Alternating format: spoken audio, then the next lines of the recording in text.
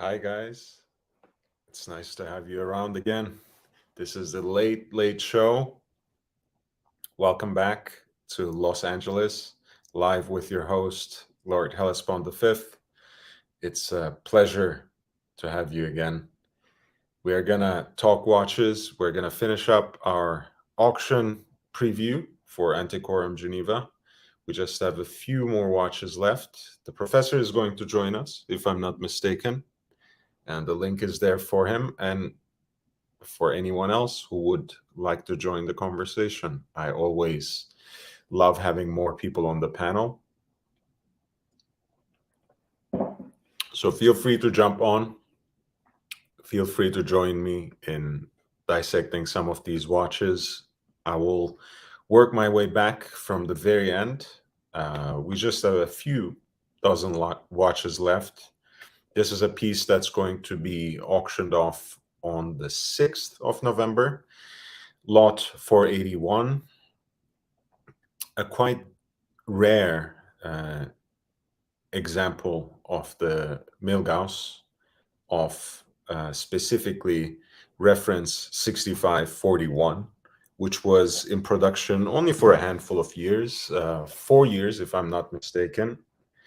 And this is one that they call pink because of that particular shade of the writing on the dial, which is a beautiful honeycomb dial. The Dauphine hands are quite distinctive, and I think they're balanced beautifully with the arrow markers at the quarters as well.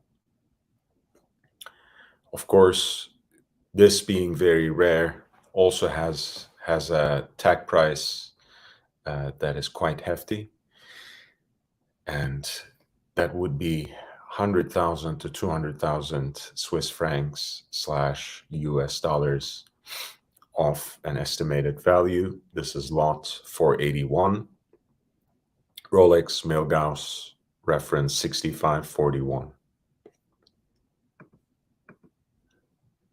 Gauss.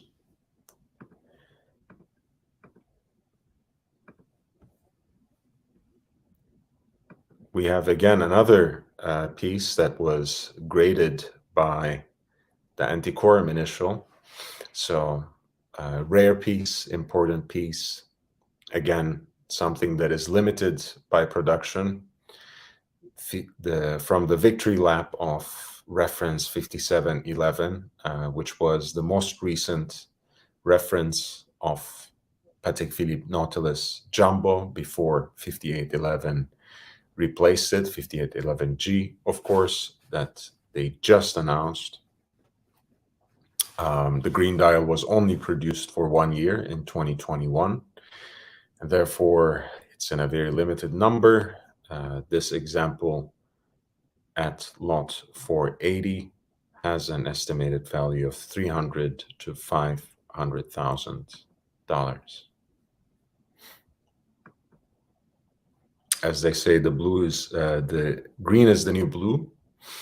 We'll see how long that holds, but certainly there has been a trend.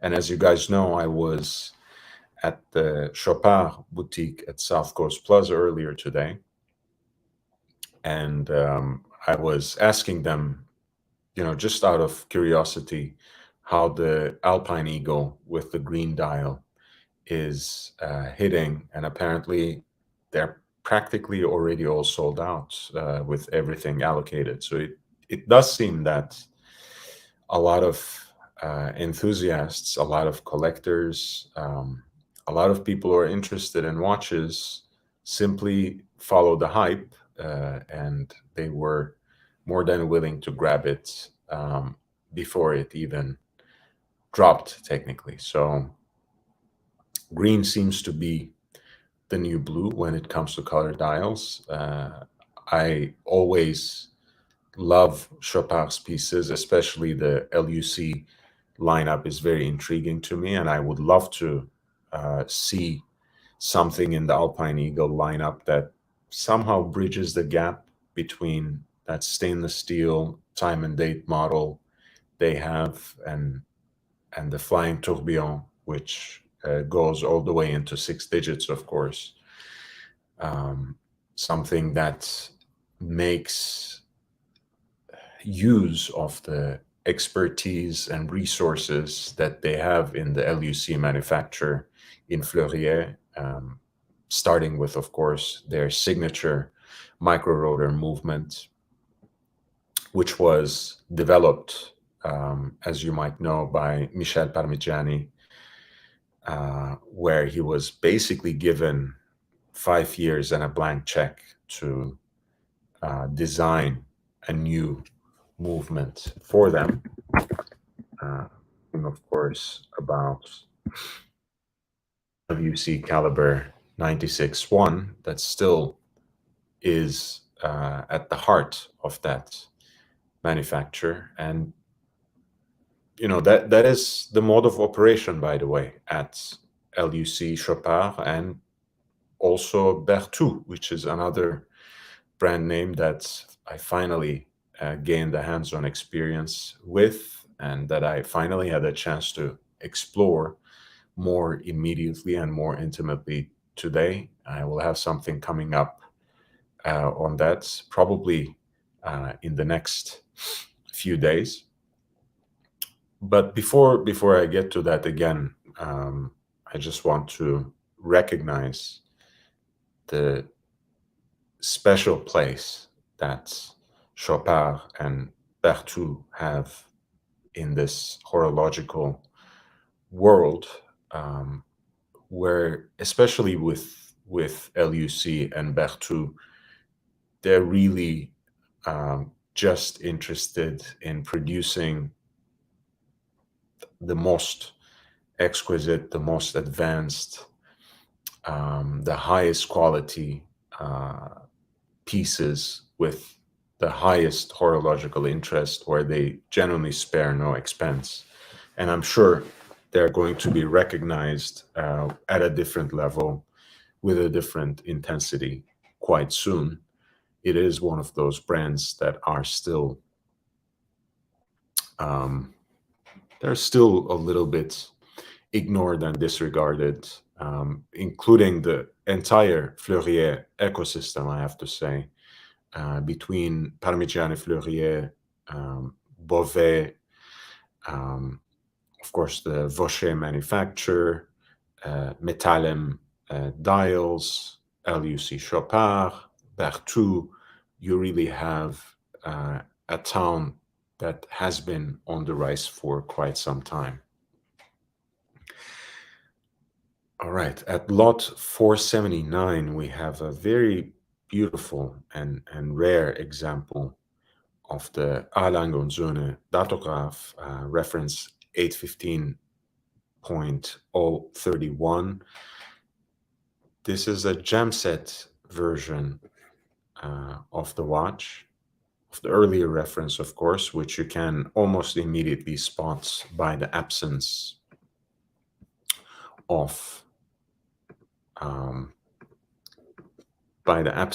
the power reserve. Hi, Mike David. Nice to see you, man. Welcome to the channel. And in this case, you also have a gem set bezel, which makes this particular watch quite unique. As you know, for all intents and purposes, Erlangen-Söhne does not make women's watches. In a way, it also doesn't make men's watches. They have a particular style. They have a very specific kind of design language, and I actually made a video on that quite early on, especially as it relates to the architectural cues that they borrow from their own heritage, which is, of course, expressed and iterated in the Dresden Opera House.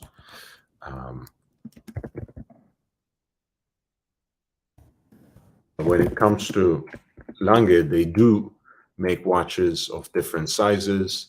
They do have, once every so often, these sorts of pieces where They use certain gem setting and jewelry art techniques, but they remain extremely rare. The so-called little Lange will come to mind. Even that watch was actually intended for the Asian market and specifically to the Japanese market, rather than being designed as a quote unquote woman's watch. So for that reason, I really enjoy their insistence that they make, they just make watches that express their house style, and whatever, uh, whoever picks them up, um, they choose it according to their taste and according to their according to how the watch looks on their wrist.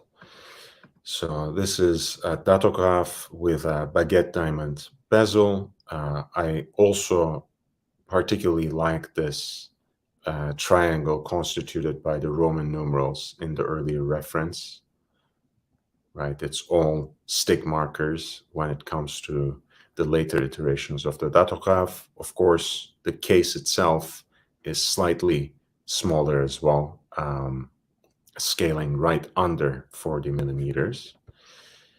And here you have at lot 479, a pink gold version of the first generation of datograph with a baguette diamond set bezel.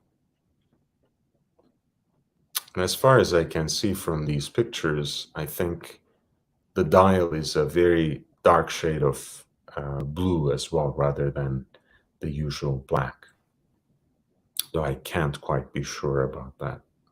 It can be just the lighting, pure and simple.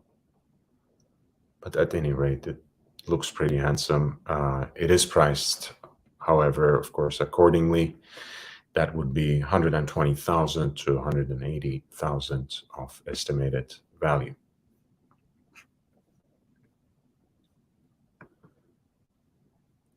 We have Radiomir Panerai from that period of time when Rolex was, in fact, supplying them to what was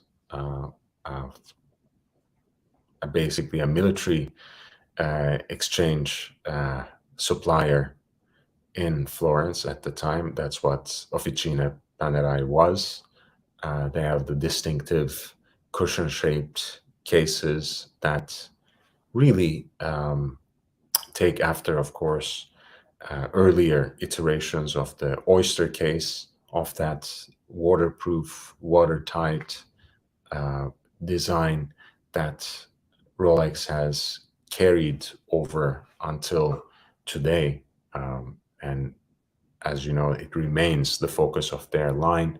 And here you have an example of a Radiomir Panerai that is relatively well preserved, but certainly honestly patinated and well worn. And it has its unique charm for that reason. For military issued watch, of course, it should be exactly like that. As you can see, the case back is stamped on the inside with Oyster Watch Company, Geneva, Switzerland.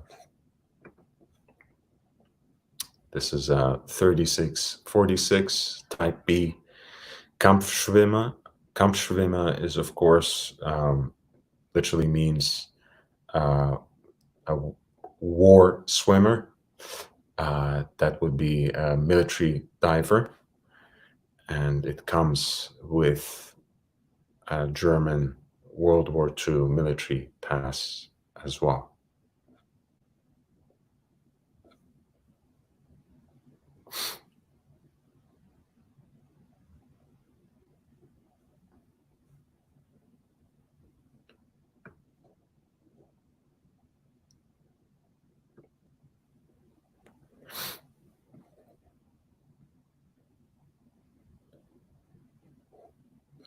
So because of the confirmed and relatively rare military provenance, This Panerai 3646 Type B Kampfschwimmer is listed at 60 to 100,000 US dollars.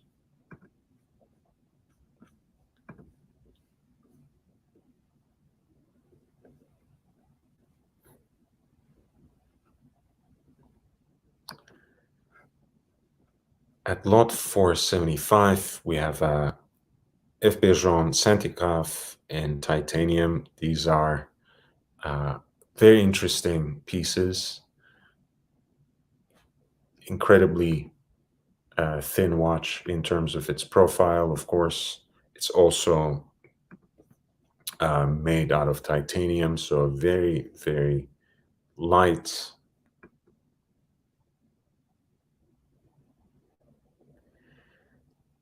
And they're also quite sizable too at 44 millimeters. It is a watch that has a very strange kind of wrist presence, being so thin in profile and so light. Thanks to its material, it's still quite sizable as a piece, and also immediately recognizable, of course, even for its unusual design as an F. Bergeron. So therefore, it has become quite desirable among certain collectors. This is one of his chronograph designs. The Centigraph S in titanium has an estimated value of 80 to 120,000 Swiss francs / US dollars. Of course, it has a timer for 1/100th of a second, so quite technically advanced as a piece as well.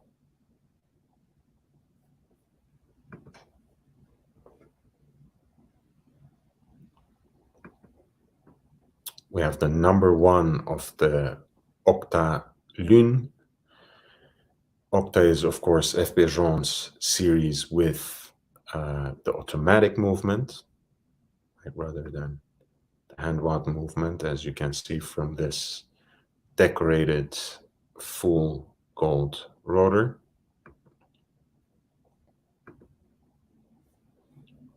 This happens to be number one in platinum, so quite special historically.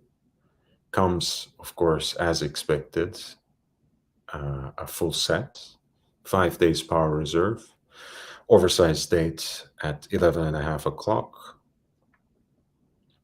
off-center small seconds on the subdial, again at 4.5 o'clock, and at 7 o'clock you have the moon phase as well, quite desirable in its own way.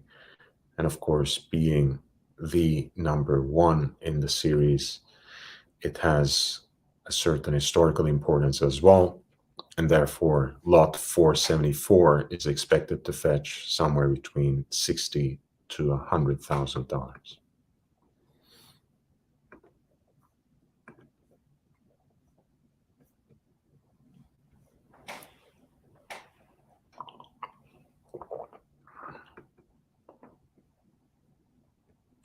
We have a beautiful Cartier dress watch with a Jaeger-LeCoultre movement, with a rope bracelet in platinum. Cartier aesthetics and the kind of technical expertise in designing and manufacturing these sorts of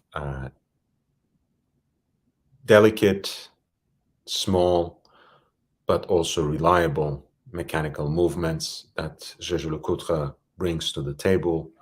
You have a piece that's very unique, very dressy, very chic, and again, for the right person, this could be an amazing accessory for the right woman, really. This is lot 472. Could also be an interesting target of opportunity. Looks pretty clean. Perhaps the platinum is a little dull, but the dial seems rather well preserved. And the estimate is 35 to 5,500 US dollars.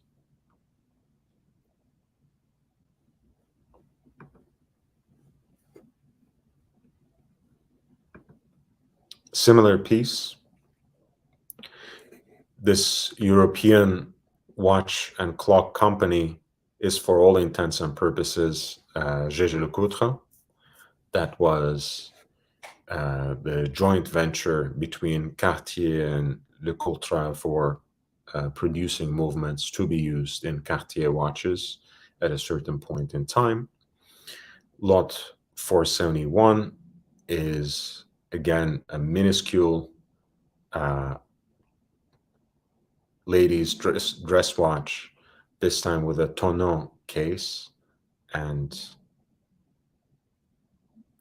baguette diamond set piece that again connects ultimately to a rope.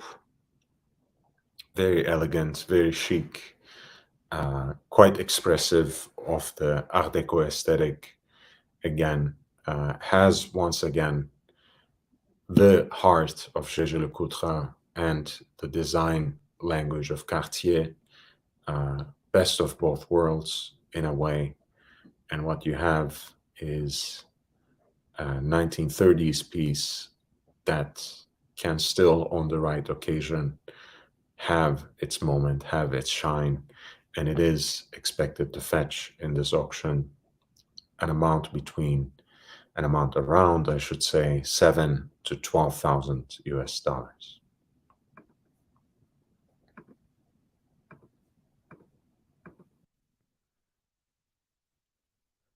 Hey, JB. Can you hear me? Can you hear me fine? Can you hear me well? I'm not sure if the mic is working properly. At 470, we have again uh, an item that Antiquorum decided to highlight. Paul Newman exotic dial, what the Italian collectors call sotto, since it's simply uh, identified as Rolex Cosmograph Oyster. Once again, from an aesthetic standpoint, these are watches that I really adore. I think there's a certain balance, there's a certain wearability and expression in these early Daytonas, with whether they come in a non-oyster case or oyster case with pump pushers or screw down pushers. I think they have a very unique character that perhaps is transformed already in the 21st century. Of course, these are also smaller than um, even the Zenit El Primero powered automatic ones from 1988 to 2000 as well. Of course, the exotic dial, which was already quite quaint and not exactly preferable at its time, uh, came back into fashion, taking on that proper name, taking on that celebrity stardust that was rubbed off onto it by Paul Newman. And it is, once again, having its time. And what a time it has, really, in a way. It energized the entire vintage watch market. And here you can see that dial from a close up.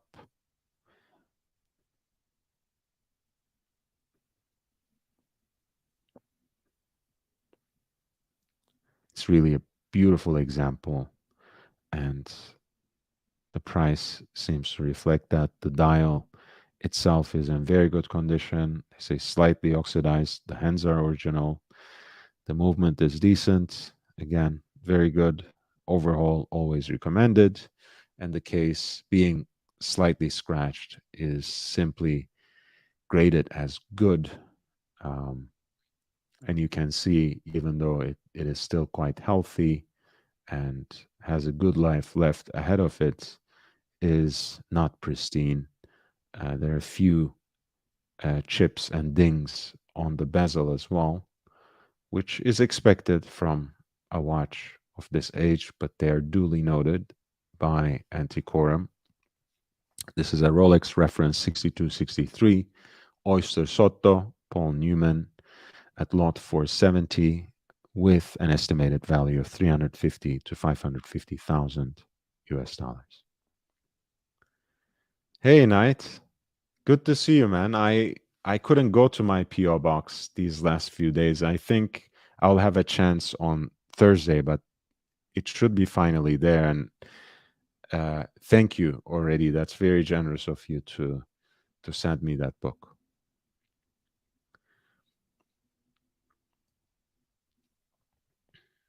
Yes, this is such an icon, of course, so precious. Um, you know, those like 60s Daytonas, it's just a different genre altogether. If you like modern chronographs, you'll find something to adore about them. If you like um, vintage chronographs, you'll truly fall in love with those watches because as you know, we have a person in our community who is a collector of these chronographs, goes by the name Doc, and he also calls himself Doc BBW, by which he means big, beautiful watches. And as you know, the Daytona at 37 millimeters was actually quite a sizable watch at its time. This is another reference that I really like. Black and gold is almost a fail-safe configuration between the bezel and the sub registers. I think it creates a great contrast and really unbeatable aesthetics for this yellow gold example. This is a 6265, an R serial Daytona in yellow gold. Once again, Antiquorum chose this as one of their select, pardon me, examples, select listings. And it's in very good condition overall. On its full bracelet from roughly 1987, so much more fresh compared to the 6263 that we were looking at, and quite hefty as a watch, I'm sure, with being in full gold. Once again, you know, if you're coming from contemporary watches, modern chronographs, unless you're really taken by the Daytona, it may feel almost like a different genre to you, but I think you will find them to be very elegant, very wearable in their own way. And this is a 6265 in yellow gold. Black gold, 116,000 to 180,000. This is lot 469.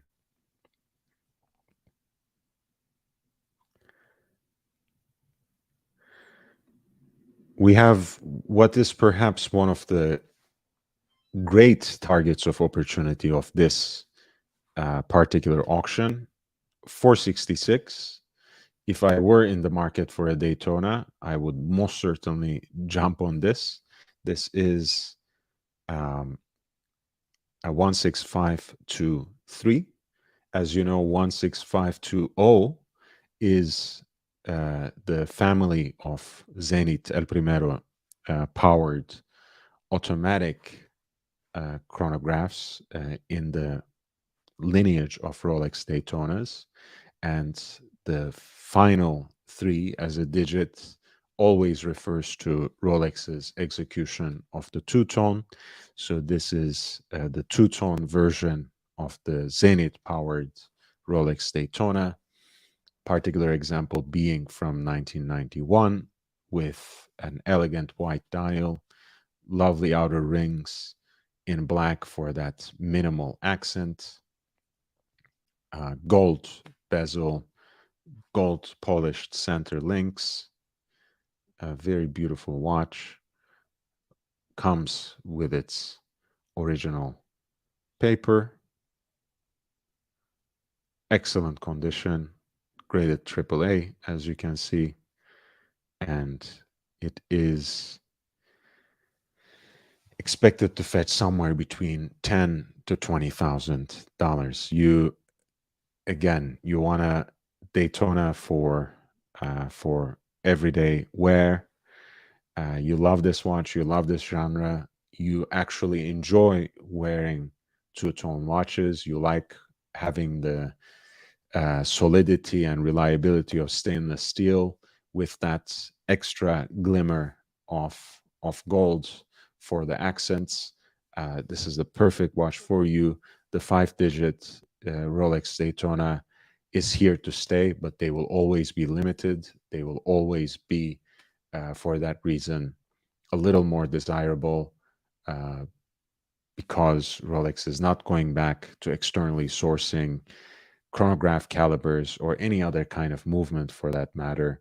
So you will be owning a piece of history as well, in addition to getting an extremely wearable and desirable watch.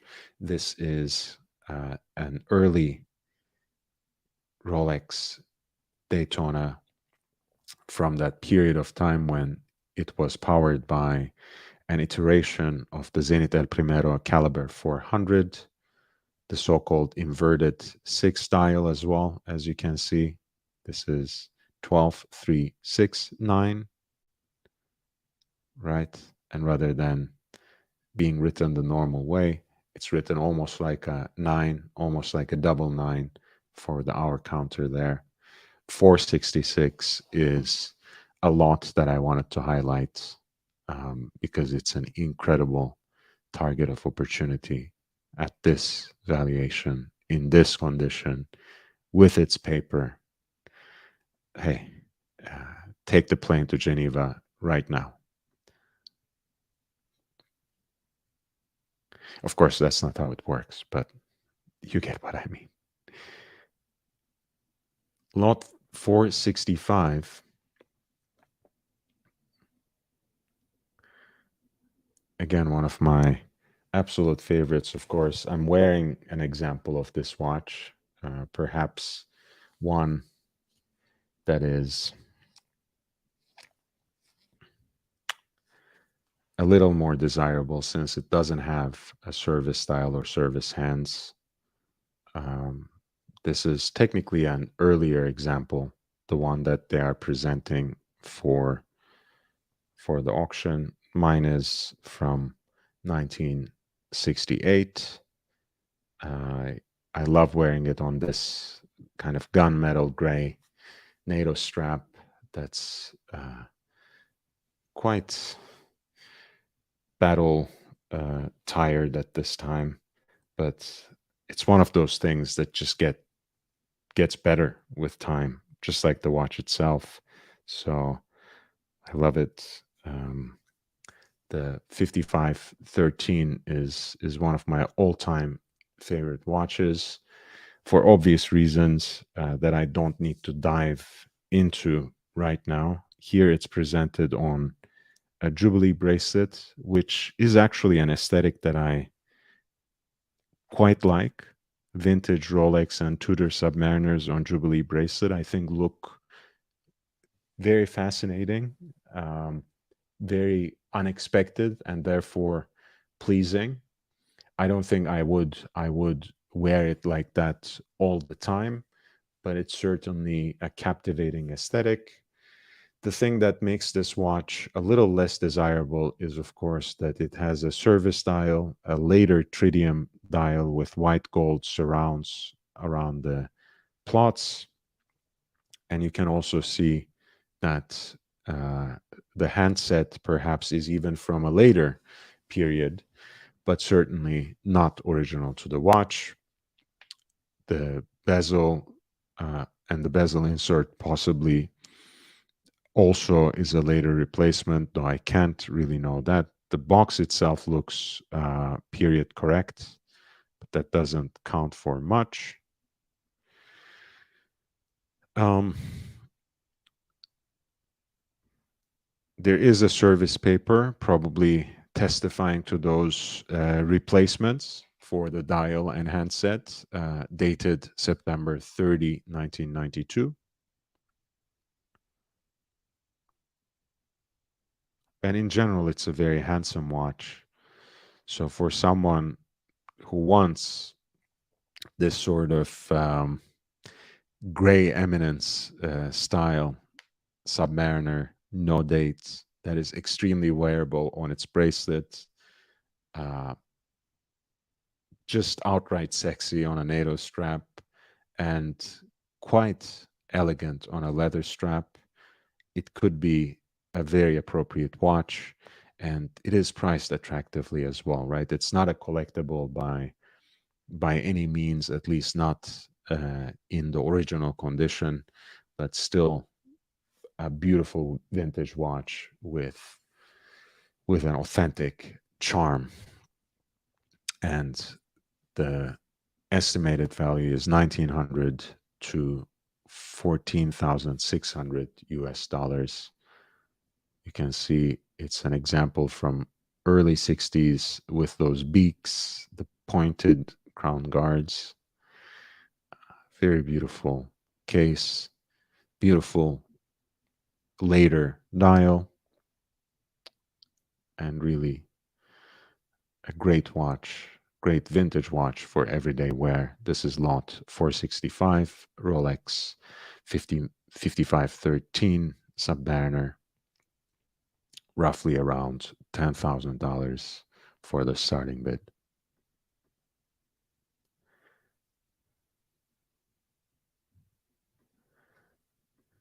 Another classic. Hey, Data. Nice to see you, man. Welcome back. Another classic. This is the 5-digit version.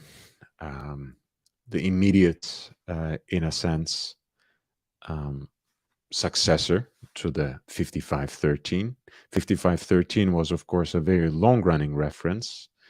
14060 replaced it as the no-date Submariner offering in the Rolex lineup. This is a very nice, clean example of the watch. These used to be dime a dozen, and they still are available. I love their aesthetic. I still somehow regret not having picked up one or two more of these at the right time, because they were honestly very cheap, but people started appreciating them as they should, because you have really the last vestiges of a vintage Submariner that has a very strong case for modern wearable sports watch. And in this case, you have an example that's very good, in a very good condition, with its original box certificate and a recent overhaul by Vempe as well. And lot 464, the two-liner Rolex Submariner from the 5-digit era, is expected to fetch 7 to 13,000 US dollars.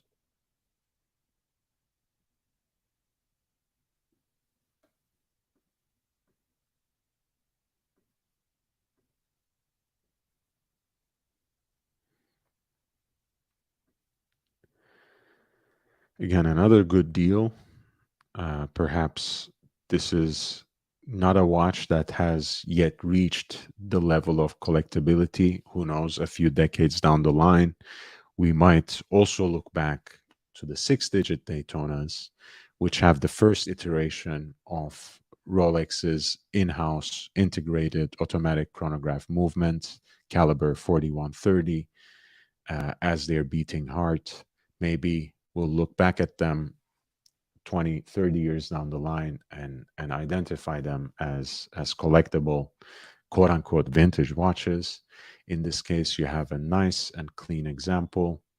graded AAA for excellent by Antiquorum from year 2005. This is 116520 with the white dial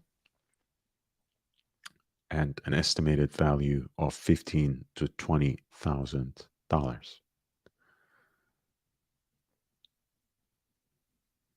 And you see, the reason I like the Zenit is really its balanced aesthetic, where you have these two subdials right in the middle of the dial where you can draw the center line. I know it's a little bit of OCD. I also like, from a vintage standpoint, having the constant running seconds at 9 o'clock, which is just something I'm visually more used to, but that's a very minor matter. Ultimately, the 6-digit Daytona is also a very beautiful watch, very desirable watch, especially if you're looking for something to wear day in, day out. And the deal is hard to beat when it comes to the steel versions of these. 116520, lot 462, estimated value $15,000 to $20,000.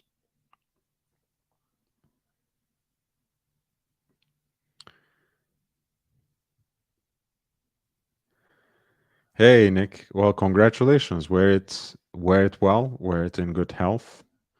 I'm looking forward to see it in some way or fashion.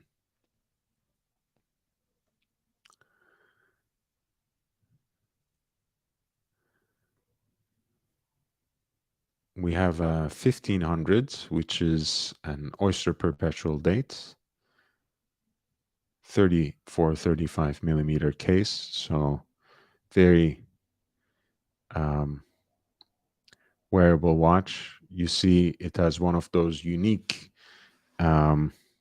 mosaic type of design on the dial. It's like maybe like a shantung silk kind of thing, right? You know, if you know your cloth, you know what I mean, kind of a slubby, the visual of a slubby textile on the dial. I really love these in blue also. They look great here in that slate gray. I think it fits with the monochromatic aesthetic of the watch. For a reduced sized oyster style watch, oyster perpetual style watch, the 1500 is a great reference. At lot 461, they have this oyster perpetual date with the papers and the service card from 2015.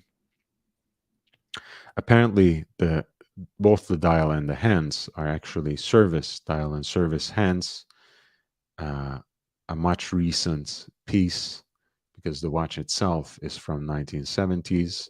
But again, if you're looking for something that is a Rolex, but that's much more low key and very wearable on a daily basis, once again, at the lower end of the spectrum, this could be an interesting target of opportunity.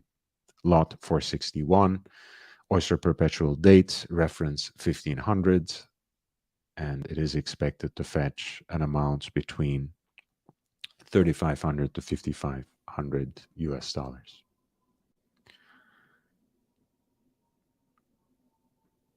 We have another example of the 6 digits, comes with an additional dial, tag, its box, as well as the warranty card.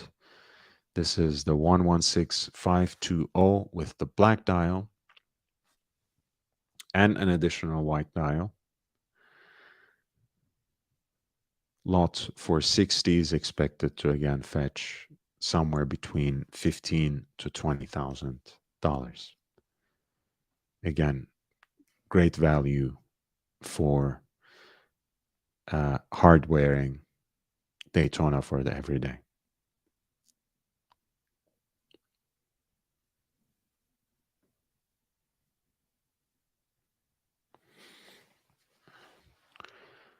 Again, you have a beautiful, unadorned, most simple, and perhaps the purest expression of the GMT master, 4-digit reference 1675 with the black bezel insert.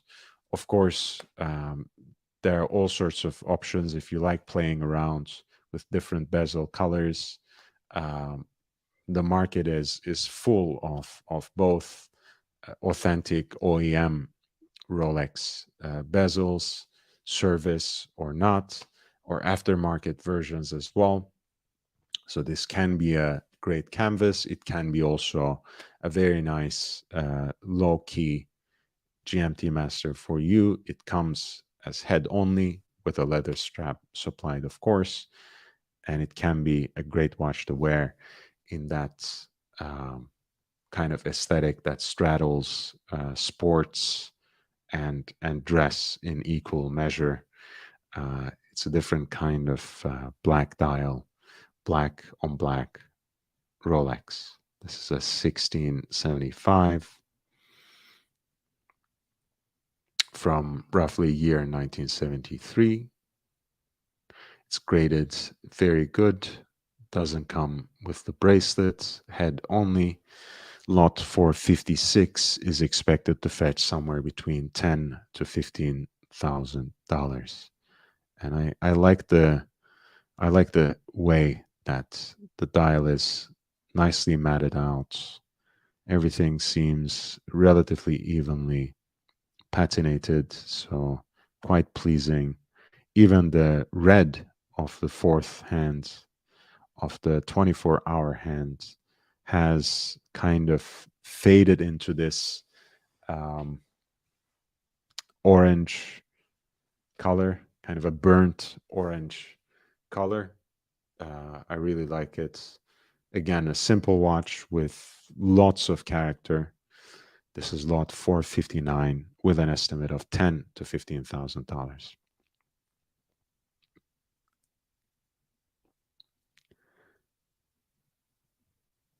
At 456 and 457, we have a lot of interesting Rolexes, very different stylistic expressions.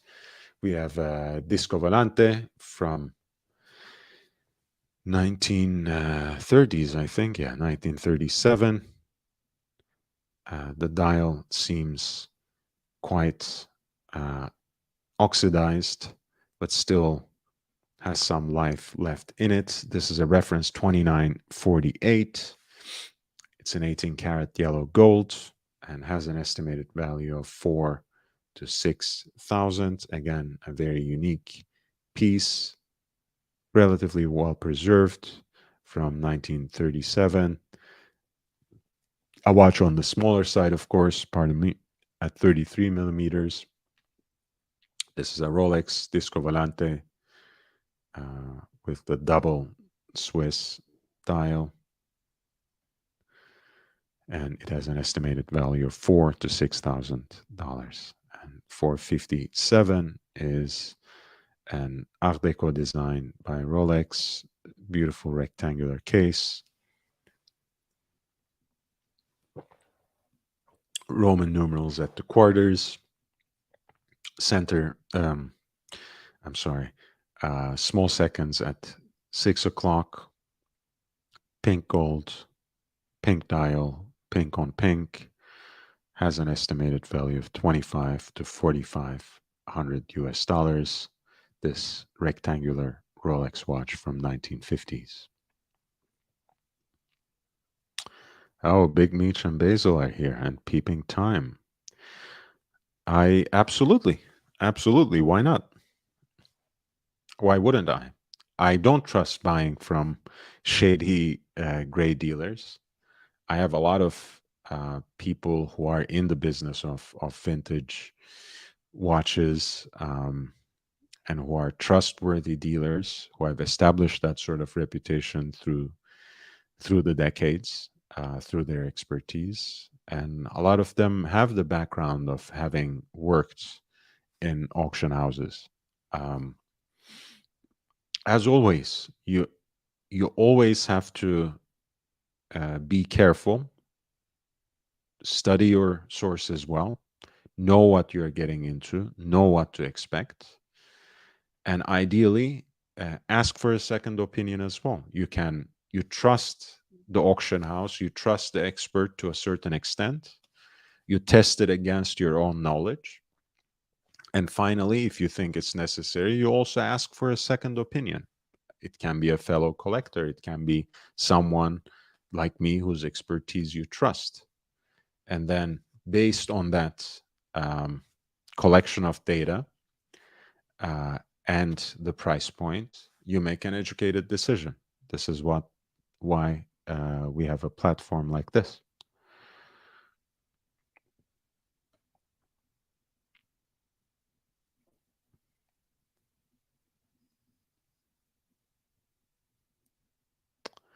We have a unique example of the datate with the Florentine finish on the case, the lugs, as well as the bracelet. As you can see, the the dial itself seems to be standard fare, this kind of cream piece,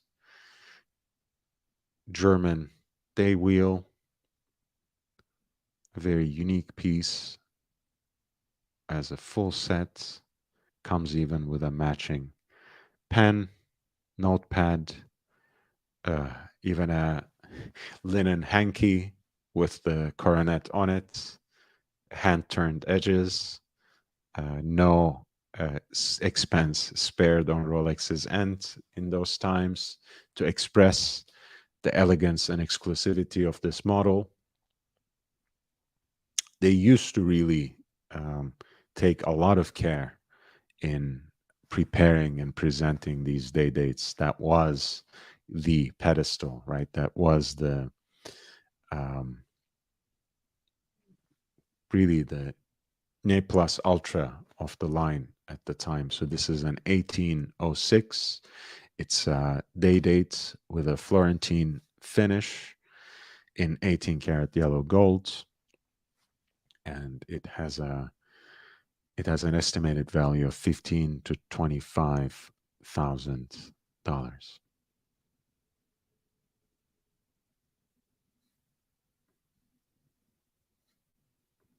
roughly from 1961.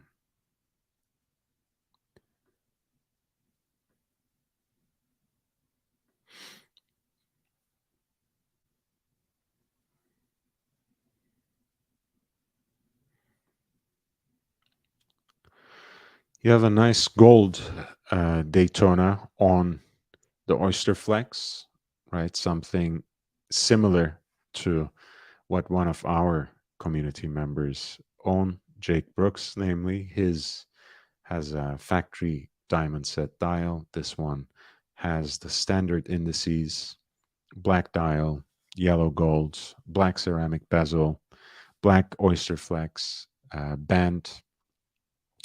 Lot 452 has an estimated value of $25,000 to $35,000. Nick Butter, thank you, man. Um, thank you, thank you. I will relieve you of those $8 and enjoy your cup of Earl Grey, which happens to be my favorite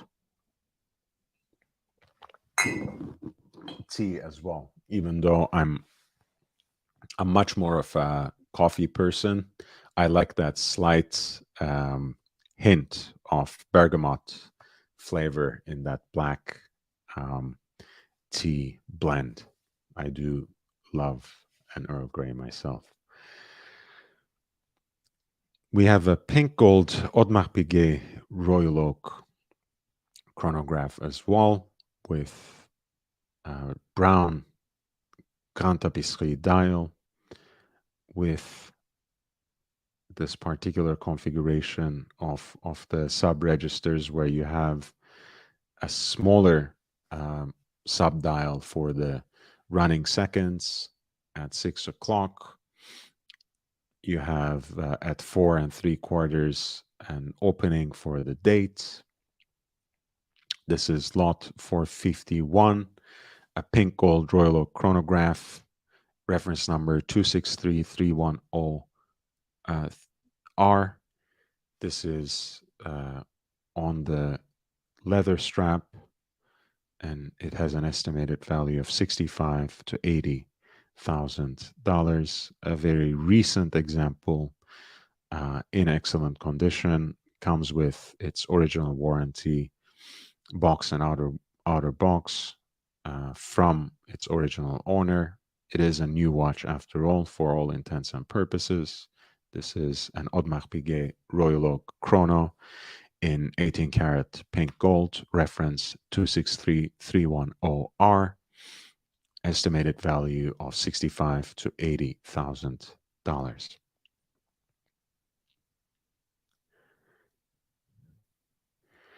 We have at lot 450, I have quickly presented this watch yesterday, right when the professor arrived.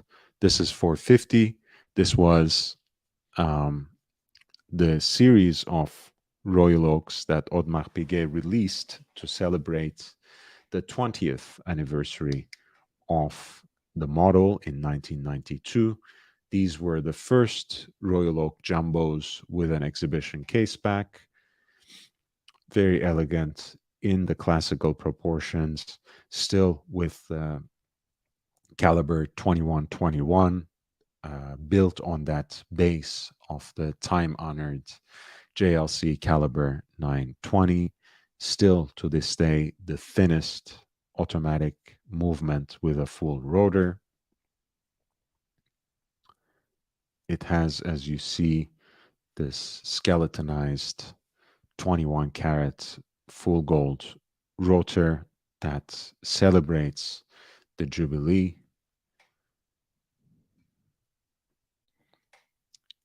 In 18 karat gold, 1 of 1,000 and number 5 of 1,000, in fact, yellow gold with the champagne petite tapisserie dial. As you see, in an earlier time period, Audemars Piguet was much more discreet with this particular dial pattern. Lot 450, which is a Royal Oak reference 14802BA, has an estimated value of $130,000 to $230,000. These can be even more expensive than 15202 and later series of 5402s, again, because they are more rare, because they are more limited in number. And this is a very elegant and crisp example of it, with a recent overhaul as well. So you save yourself a little bit of change there with the Audemars Piguet service. I think really the pleasant part about that is you're spared having an interaction with their customer service, I think, more than the money you save. And those of you who have dealt with AP in any shape or form in the last few years understand exactly what I mean by that. This is Audemars Piguet Royal Oak 5402BA. It is the original reference. It is that first iteration of Royal Oak in yellow gold with a distinctive blue dial that's a little more pale than that night sky execution of the blue that we come to associate with that original reference, which is a tribute to steel after all. This is also a very elegant watch. As you can see, that first reference has a background for the dates indicator that is lighter in color. Here it matches the yellow gold case, at least in steel. It is a white background, which contrasts with the dial and affords perhaps a better visibility. But with later references, of course, they tried to make it more discreet with matching the background with the dial. In this case, you have a beautiful example, an early example of royal oak in yellow gold with a beautiful blue dial. This is Audemars Piguet 5402BA Royal Oak Jumbo in yellow gold, lot number 449, with an estimated value of $120,000 to $180,000. Again, in yellow gold, these are a little more rare, and for that, they are quite desirable. 5402 only exists in a few hundred examples in gold.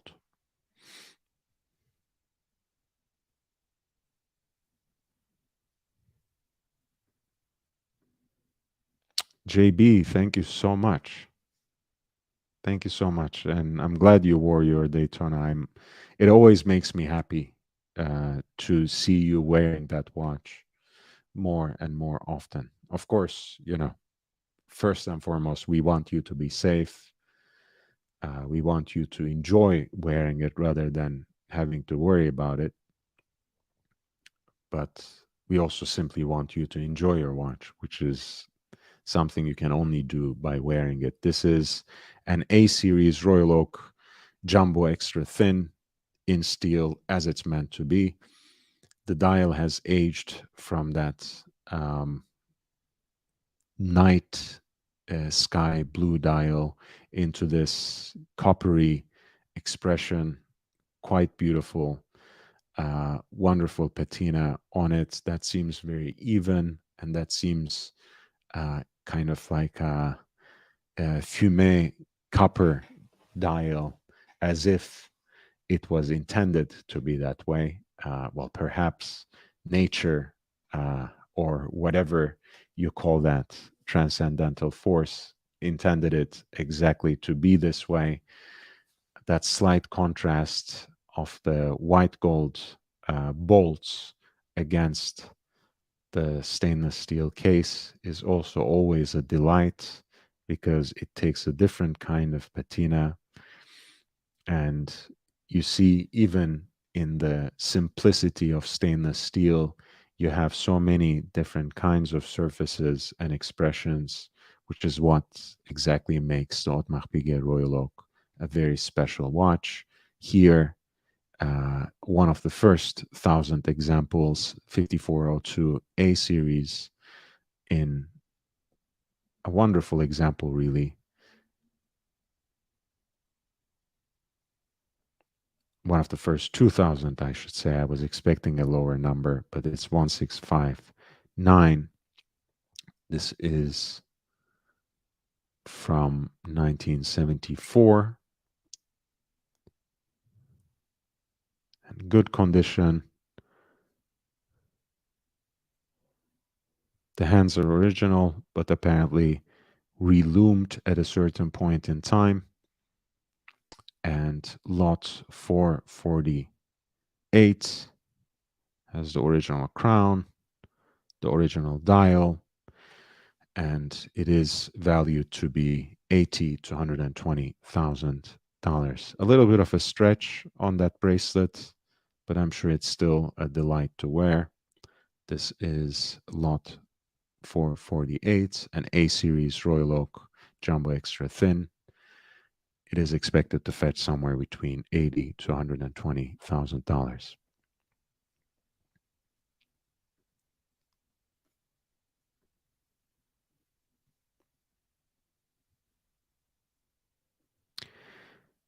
We have a D series Royal Oak Jumbo, and you can see how the pricing differs right away, both because this is a later production and has, if you have trained eyes, you'll see it has a few aspects of it that are changed, that are not original, and therefore the watch is a little less expensive.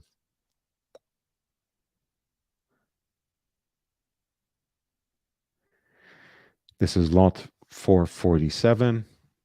a D series Royal Oak Jumbo Extra Thin, and it is valued to uh, go around 40 to 60,000 US dollars.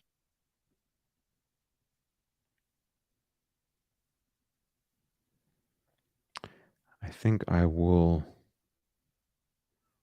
go through two more, these two perpetual calendars, lots 445 and 446. And after that, we will talk a little bit Seiko, because there's an exciting new release coming up soon enough. This is lot 445, an Audemars Piguet perpetual calendar. As you know, the expression or the execution of perpetual calendars in that jumbo case is very elegant, very thin usually. I love this yellow gold example because it preserves the traditional hands in large part, even though it's a smaller size of it, so as not to block the view. The heat blued indicators, pardon me, for the uh, calendrical subdials are really beautiful as well. I even love the font on these dials. So this is a very nice, almost monochromatic expression of the Royal Oak perpetual calendar in yellow gold. Very elegant with the moon phase at 6 o'clock. Just the slight accents of blue there, and the minimal contrast again of the white gold bolts against the brushed grain of the yellow gold octagonal bezel on its face. This is lot 445, perpetual calendar reference 5554.344, Royal Oak. It's early enough that it doesn't even have a leap year indicator, as you can see. And this is 421, roughly from year 1986. And the last example that I will present from this auction is a later Royal Oak perpetual calendar. It has a version of the tapisserie dial of that waffle dial that is executed by a pantograph. A larger example of it, the so-called grande tapisserie, that balance of the four register expression of the perpetual calendar finds here a more sporty layout, both in terms of how the dials are drawn and how they are contrasted with the rest of the dial. Moon phase at 6 o'clock, that deep blue against the stainless steel case. Again, that minimal contrast of the bolts. This one triggers me, but it is something of an easy fix. It should align after all, along the lines, along the curves of this dial. This is 25820 ST. It's a Royal Oak perpetual calendar from December 2006. Has that Antiquorum initial that identifies it as a choice piece from this auction. Comes with its original papers, and it has an estimated value of 100 to 150,000 Swiss francs.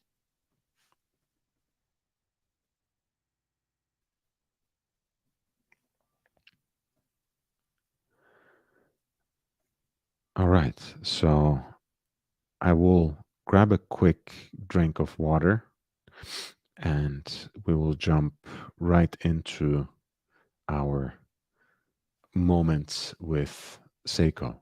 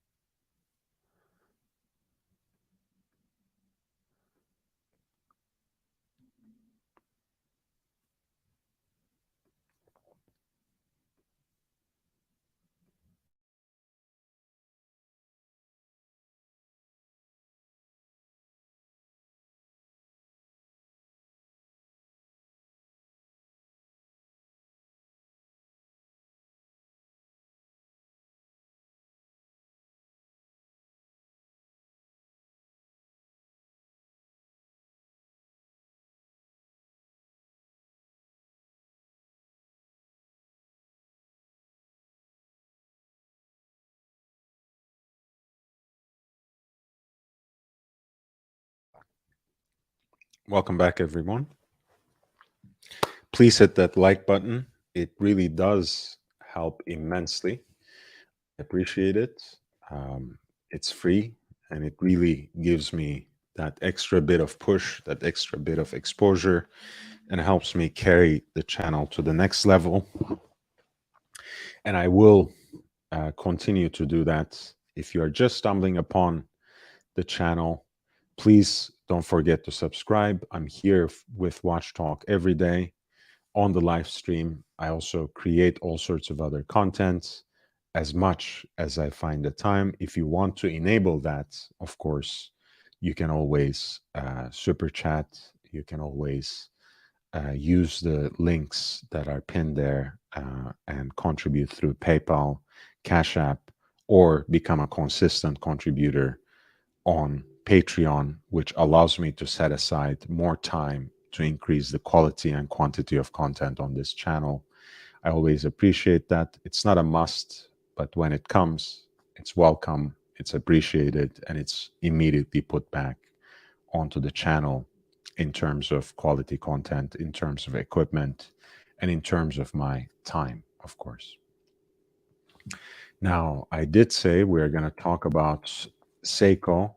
Some of you might remember that just last year, there was a collaboration between the Neo Prep brand rowing blazers and Seiko USA, which came out with 3 versions of their Seiko 5 watches that honestly, for the most part, consisted of a custom dial, a unique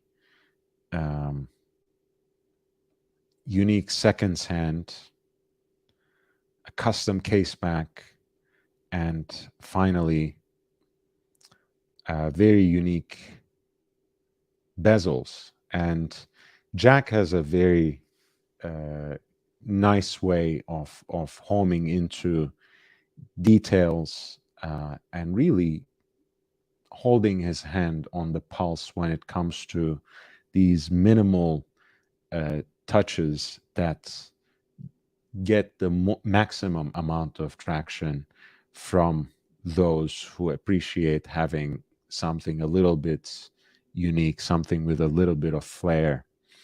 And I know many have appreciated at the time the minimal touches that were introduced on these Seiko 5s in terms of the bezel insert designs, in terms of that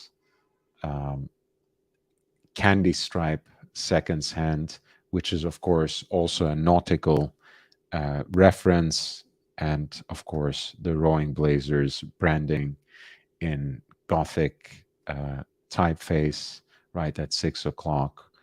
I think there were about 1,500 pieces, maybe 500 of each, price at $500 roughly. I think maybe $495. and they were almost immediately sold out. And this was a collaboration between Jack Carlson of Rowing Blazers and Eric Wind, of course, of Wind Vintage, um, in, of course, in conjunction with Seiko Watches USA.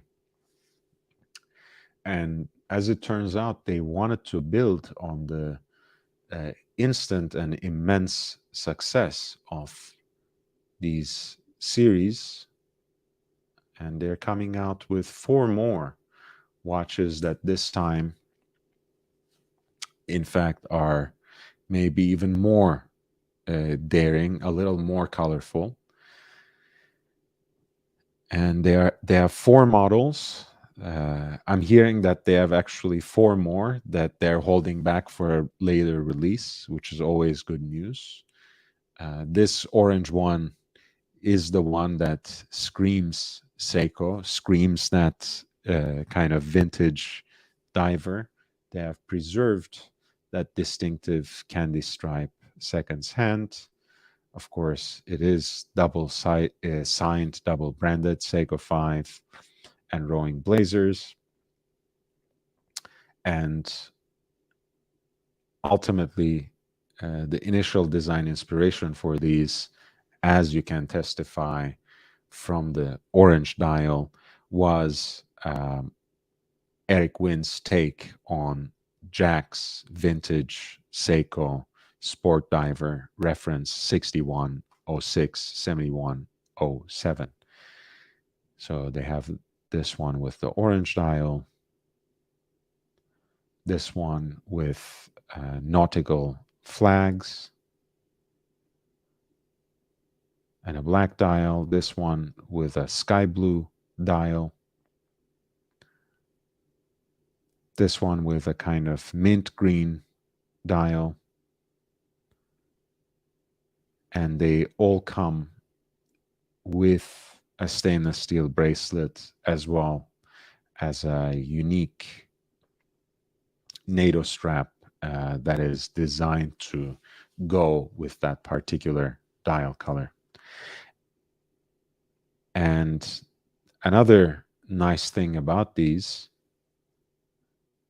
which will separate them from other Seiko 5s intended for the US market, is this slight detail you can glimpse here at the bilingual day wheel. In fact, Seiko 5 watches intended for the US markets have, of course, also a bilingual day wheel, but that is English and Spanish, of course. Here, Jack and Eric managed to secure an English and Japanese day wheel for these watches, which is just a slight unique touch, a different detail, which I really appreciate. I think ultimately I'm going to try and get one of each, and we'll see what we will do with them. If I can secure one of each, I will most certainly have a giveaway or something of that sort on the channel. So we have something interesting, a little bit of a competition that can make someone happy in this holiday season and hopefully bring me some new viewers as well, a little more eyeballs on this channel. ABC, thank you so much, man. I appreciate it. You don't like the winder at 4? ABC, you're breaking my heart, man. That's a Seiko signature, and it's also, as always, it's also something that has a utilitarian aspect to it as well, right? It's not a huge problem, right? I never, perhaps it's because I have very tiny and delicate wrists. I never had the problem where the crown dug into my hand, right? But if you're wearing this kind of watch with a, slightly enlarged crown at 3 o'clock, and you're wearing it on your left hand, there's a chance, when you're working with your hands, that the crown might actually start digging into your hand, into the back of your hand. Um, and having the winding crown at 4 o'clock avoids that. Of course, it's also a different bit of stylistic expression as well, but it does have a utilitarian aspect to it too, which I appreciate. But I love the fact that Seikos have their crown at 4, actually, and I know people have their access to grind when it comes to Seiko 5. Um, People are a little bit resentful from what they due to what they consider to be a downgrade from SKX 007 and 009, which were ISO certified or ISO certifiable True Blood diver watches. These are sports watches of a different kind of expression. And in these particular editions, I find, I can't run out of positive things to say about them. Again, you know, um, the caveat is, of course, I'm talking about something that is designed and that is put out of the world, put out into this world by two people that I really like. Um, so I have a certain interest and stake there. And, this channel is always transparent. When I'm presenting something by people I consider to be friends, obviously I can't be expected to be purely objective because I respect their work. I I have a lot of love for their perspective, for their eye, and for their knowledge. So in this case, Jack Carlson and Eric Wind, I think, came out with 4 very interesting pieces. There's something to love, I think, about each one of them. I'm not too hot on the mint green one, but otherwise, I would get and wear, one of each, basically. And I will try my best when they're released at 11 a.m. Eastern time on Friday. Hey Mookie, how are you doing, man? Nice to see you. ABC says my Seiko SKX 031 has an English Arabic date wheel, applied logo and indices, and winder at 3. Both my SKXs, 007 and 009, have English Arabic, which I really appreciate. Yeah, I love that's my Arabic dial watch. As you know, being a Rolex collector, I always have a fond spot for those Rolex dials, for those vintage dials with Arabic writing and with Arabic signs and logos and emblems. But most of them are um, really above my pay grade. So for me, my Seikos are my Arabic dial watches. I really enjoy them. And one thing I liked about the blue one, which I find again to be an expression of Jack's genius in the way he responded to this. He said something like, I want people to know that it's not Tiffany blue, which I find to be a very interesting way of addressing the whole controversy and hype around this color. Because on the one hand, he is kind of saying, I'm above it. I'm just choosing sky blue for my design, and it's not Tiffany blue. But of course, when you're saying it's not Tiffany blue, is all people can think about is, of course, hey, here's another watch with a blue dial that's in this shade uh, that offers something that is familiar yet a little bit different. And Jack is an incredibly smart person and a very good designer, with a sharp eye and attention to detail. So I respect him a great deal. I really do like the blue one. I think that's my favorite one. I like the orange one because that's perhaps the most Seiko one, right? The Seiko sports watch with an orange dial is always very striking, um, and invokes that nautical theme quite well. And finally, of course, speaking of things nautical, the black one with the, pardon me, colorful flag index markers also have this vibe of nautical flags as well. So everything, I think, coheres quite well in this capsule collection.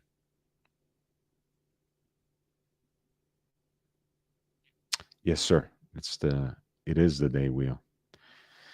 Um, yeah, I love Seiko sports watches. I basically have an entire sub collection of three of them, SKX 007, SKX 009, both the JDM versions, made in Japan with English Arabic, bilingual day wheels, SRP 03, the King Turtle with the green waffle dial. I love all three of those watches, and I wear the shit out of them.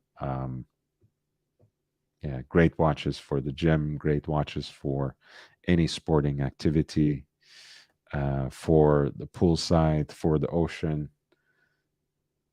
It's a great genre, and I like the fact that these are also very wearable on the everyday basis, even if they have less of a depth rating.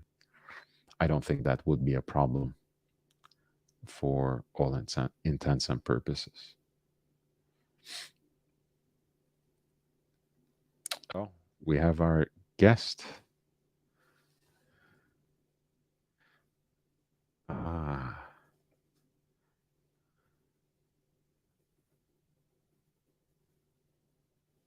let's see. Let's pull him up.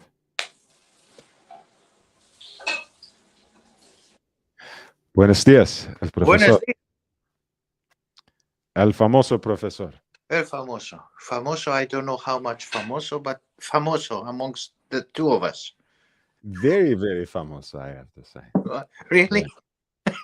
Yeah, but I mean, look, people are usually, when you're not there, the only way I could contain them is I began the show by saying the professor will be here. So no one had to write in the chat, where's professor? When is he coming? Please don't end the broadcast. Okay. I told them in advance, be patient. That's He's very coming. He has spoken to me already. But no, I mean, I'm not. I don't know. Maybe you think I'm being playful or something, but it's really not true. People, you have your own contingent of fans. Like they might like me a little, but there are a few in the chat. I know they like you a lot more than than they like me. So it's good to have you around. Gives people a little bit of a different perspective, different pace, different kind of knowledge, different character. Thank you. You're very kind, and they're very kind. Did you see the new Seiko capsule collection that Jack and Eric have designed? Who's Jack and Eric? So Eric is Eric Wind. Eric. Okay, sorry. Okay. And Jack Carlson is actually, maybe I should say Dr. Carlson. Okay. Is the owner and chief designer of the brand Rowing Blazers. He happens to be also of Georgetown / Oxford pedigree, Who is but he went another way. Jack Carlson. Jack. Mm. So he has this brand, very exciting, kind of a preppy East Coast style with a youthful take that blends it with streetwear, that blends it with this kind of hype beast flavor a little bit. And they had a collection of 3 watches that had unique bezels last year, but they came out with something different this year. These 4 pieces. Do you see them? And Seiko did this for them? Yes, sir. Oh, okay. We should do one as well. Hey, I mean, it's one thing at a time, but this is, of course, Seiko USA, I think, is open to when people are as driven and as as authentic and as original as Jack and Eric. They're very receptive, of course. It's and they have done really well the first time. I think Jack and Eric did it first time, just to try something different. They didn't care much whether it will sell or not. Let's try. Worst case scenario, we are left with 1,500 interesting Seikos in our hands. But they sold like hotcakes the first time. And this time they have 4 models of, I think, 888 each. So my little brain can't really make the calculation, but let's say 4, like less than 400 watches, 4,000 watches. I was actually thinking of something else similar to that, but what was that? Morning. Good morning. Hello. Hi, Shamba. Shamba, good morning. So perhaps we can do kind of a crowdfunding event where we produce our own watch together with our viewers. That could be an interesting future project. But what do you think about these? I don't want to steal the spotlight from what's coming out on Friday. These are going to be released on Friday. Okay, this is by the 2 guys, Eric and Rolling Blazers. Yes, Eric and Jack Carlson through Rowing Blazers in collaboration with Seiko 5.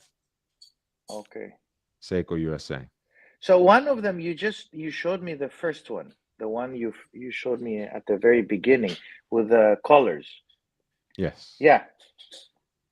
If you take out the black, it looks a little bit like a Corum watch. I don't know if you know Corum, but Corum produces this kind of iconic look, which is for the yacht enthusiasts. And it has these dials without the black, of course. It looks a little bit like that. Yeah, the nautical flags, I think, are an interesting signature, and it goes with the Rowing Blazers brand, of course.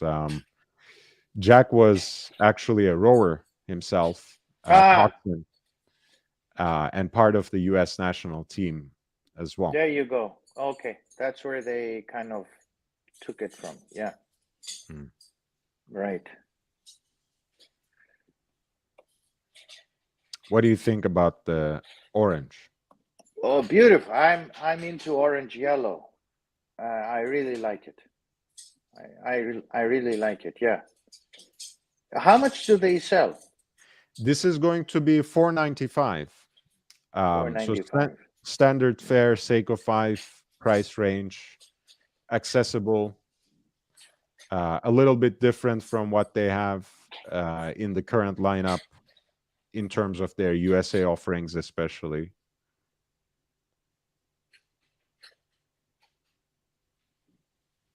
What about the blue? Oh, again, it's the same. They're gonna call it Louis Vuitton blue, not Tiffany. You know what Jack said in one of the interviews? I think it was JQ. He says, "I want people to know that it's not Tiffany blue," which I found to be a very interesting way to answer this whole confusion. You know, because on the one hand, he's basically saying, "I'm above this." You know, I'm not using Tiffany blue. On the other hand, when you put it out there like that, all people are thinking is Tiffany blue, right? Absolutely. Okay, so I see the connection. I'm reading his biography, Jack's Hmm. biography. Very interesting. So he's a fellow Oxonian. That's right. And he's also a doctor. Yes, He sir. has a doctorate in Dr. archaeology. My God. Dr. Carlson. Yes. The Yeah. modern the modern Indiana Jones. Another doctor here. Wow, my God, we're gonna have so many doctors. We're gonna open a hospital for. Right between Dr. Sanders, Dr. El Professor, Dr. Carlson, we have the holy trinity of doctors. And he worked as a field archaeologist. That's fascinating. My God, between all of us here, I mean, we're gonna have a field trip. We're gonna take over the watch industry, guys. Hopefully, I'm I'm gonna hopefully be able to sit down with Jack and talk a little bit, and maybe we can have an interview with Jack Carlson on this channel. I would look forward to that. But before that, hopefully, Eric will come and talk to us about these watches. And I was thinking, Very nice. if I get up early enough on Friday, maybe I can grab one of each, and we can do something exciting for the channel as well. Probably I would keep one of them for myself and give the rest Yeah, away. yeah. Could be Ah, interesting. oh, okay. Excellent.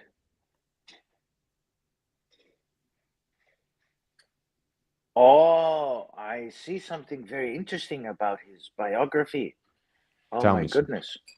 Yeah, I know it's trivial, but it's for us, the Cambridge Oxford guys. At Oxford, he was a member of the lightweight blue boat team, as you said, the rowing team. Mm. And he switched allegiances to Oxford Brookes University boat team in 2011, from 2011 to 2014.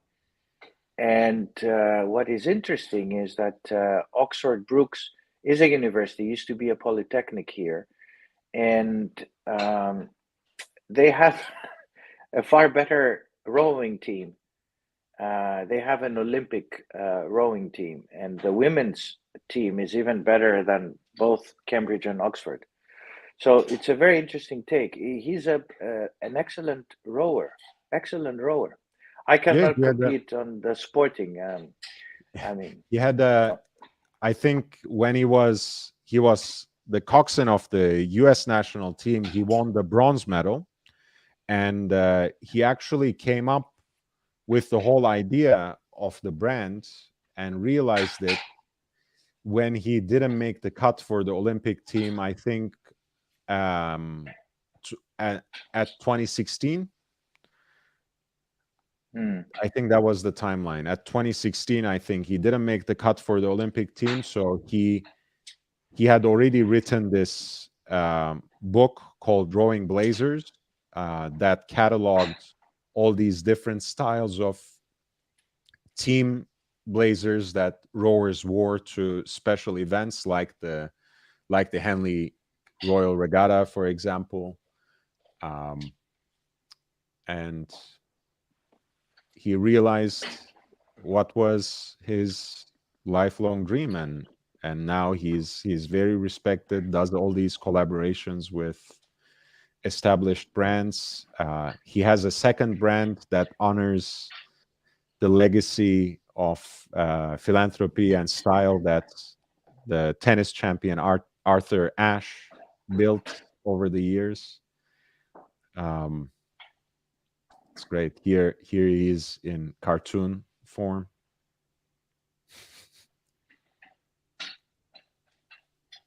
Very nice. Very nice. I very impressive. And Great guy. yeah, the connection is obviously there between Georgetown and Oxford. And he was born in my first city. He was born in Cambridge, Boston, right? Massachusetts. Okay, yeah. I'm gonna confuse all the viewers. They don't know exactly where, between Cambridge and Oxford. What the heck? They'll say, where is this guy? A river in front of him. My God. Well, the funny thing is that both universities have rivers, so That's right. Yeah. Hmm. And both have also very veritable connections to rowing as well. Of course, Head of Charles is a very distinguished competition in the US for rowing. Yeah, it's a big thing, and well, it's a big thing in the UK, and it's a big thing in general. I mean, they produce good rowers. Um, uh, Although I think the Germans, and I think more recently Croatia has better rowing results than the UK, but it's okay.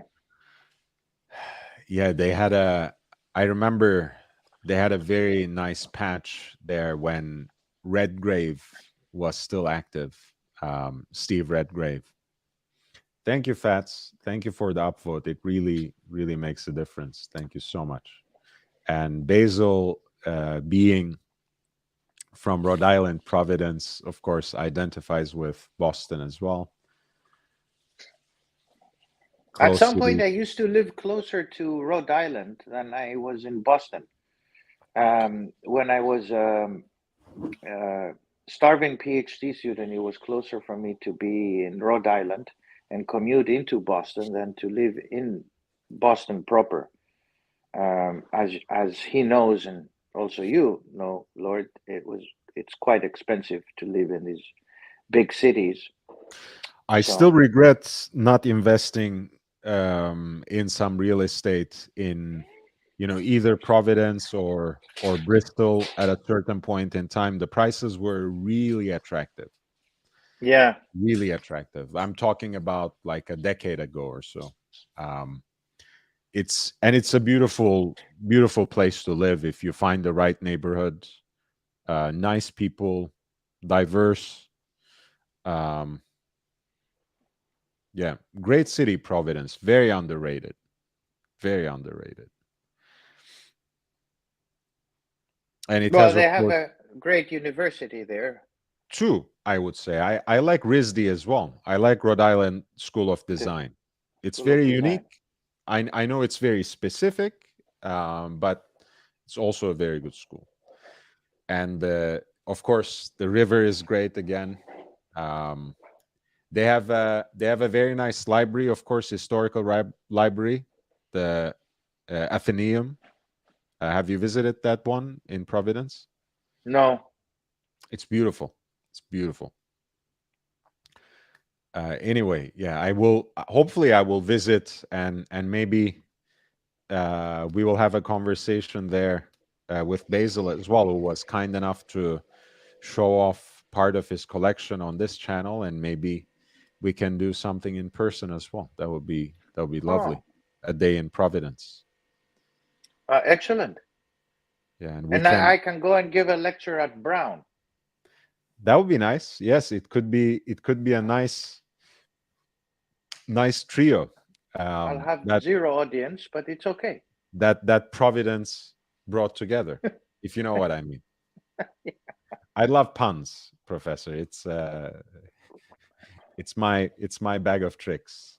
So it could be great. But yes, if you find your way in December, um, we can make the trek together. I will be in New York, and I will visit Providence. I've already promised Basil, Okay. and I can add other stops. I think I will be in New Haven, at least for a couple of days. Certainly New York. So should be exciting. Some interesting stops. New Haven, that's another classic university town. I'm more in it for the pizza, but yes, they You're have a going for the pizza. decent university as well. Yeah. Okay, you're going for the pizza there. That's Of course. interesting. Professor, have you eaten pizza in Connecticut and especially in New Haven? No, in fact, I've never been to New Haven. Ah, I've never been to New Haven. it's really in the US. I'm not gonna offend anyone, from continental Europe or Italy, but as it happens, New Haven and especially the traditional Worcester Square is one of the first places where Neapolitan immigrants have landed in the US. So it has this very rich tradition of thin crust Neapolitan style pizza in a way that rivals New York. And I would say, in fact, in a way that's, one ups, beats New York. It's an amazing place. It has their own Holy Trinity. So there is Pepe's, which is the original. There is Sal's, and then modern. Okay. You need to do a live stream from there. You need to show us the pizza. Oh, of course. Unfortunately, I won't be able to eat what is the best. I mean, they will probably kill me when I ask for cheeseless slices. I don't think they have vegan options. Cheeseless slice. Yes, I forgot you're a vegan as well. But it's I'll take someone with me who can eat the actual pieces, and even the more outrageous things like pepperoni or something, which I've never touched in my life, of course, for obvious reasons. But yeah, maybe I should take someone who can actually sample real pizza with toppings and everything rather than my poor vegan self. But it's great nevertheless.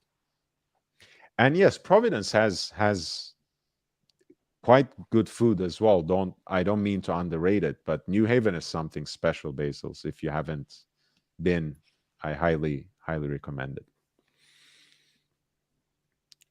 Okay, you seem to know, you guys, the two of you, pizza. I love eating. It might not show, but I do love eating. So, Professor, did you have something on your mind? You usually have the gears turning at all times. So I was wondering if you had something to share with us today, something to talk about for the world of watches, maybe a piece of news you want to bring. No, I don't have anything. I haven't transferred the videos yet, so I will have to talk in the form of teasers. But yes, Professor, I tried containing myself, trying to remain objective and just film and experience the watches. But those Ferdinand Berthoud pieces were mind-blowing. I mean, I haven't seen anything like it before. It's they were really impressive. And they had basically an example of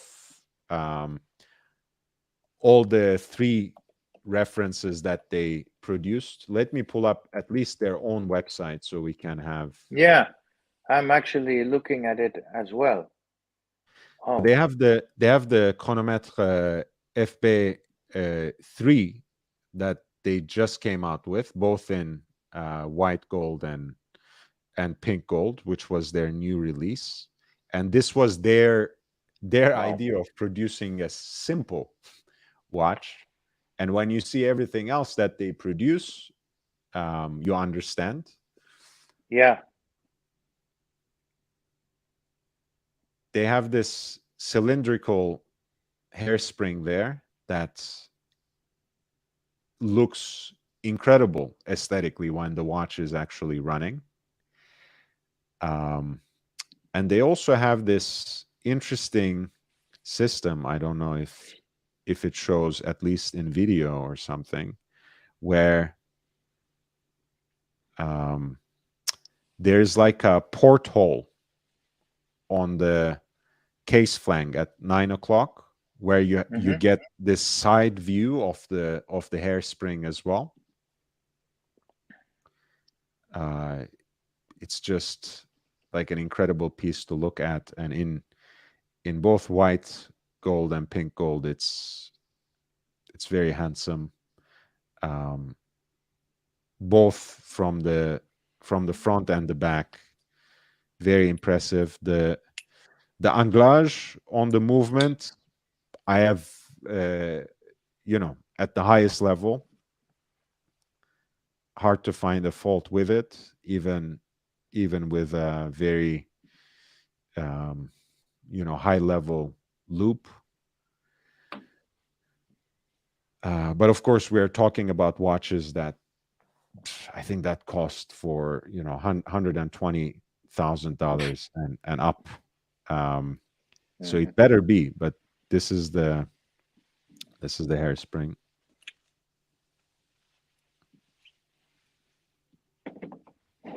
Wow.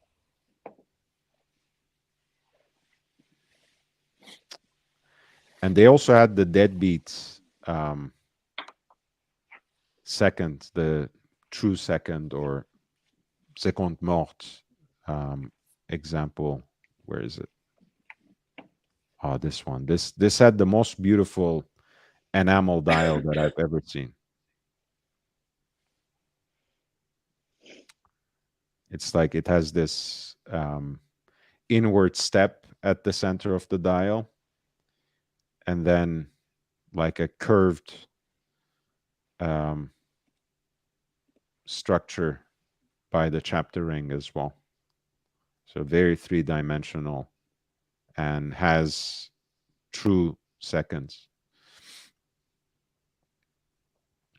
And the whole philosophy of the brand is designed around chronometric precision. So all these watches stand the test of COSC certification as well.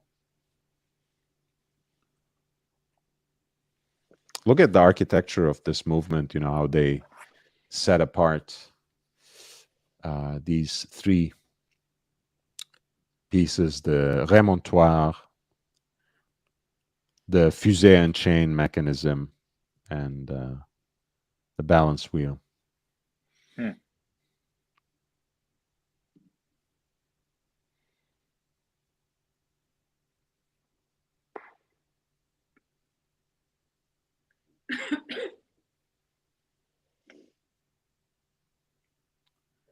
And their first model was very interesting too, kind of, I guess, their take on a sporty design, this octagonal case, again with these portholes on each side this time, 4 different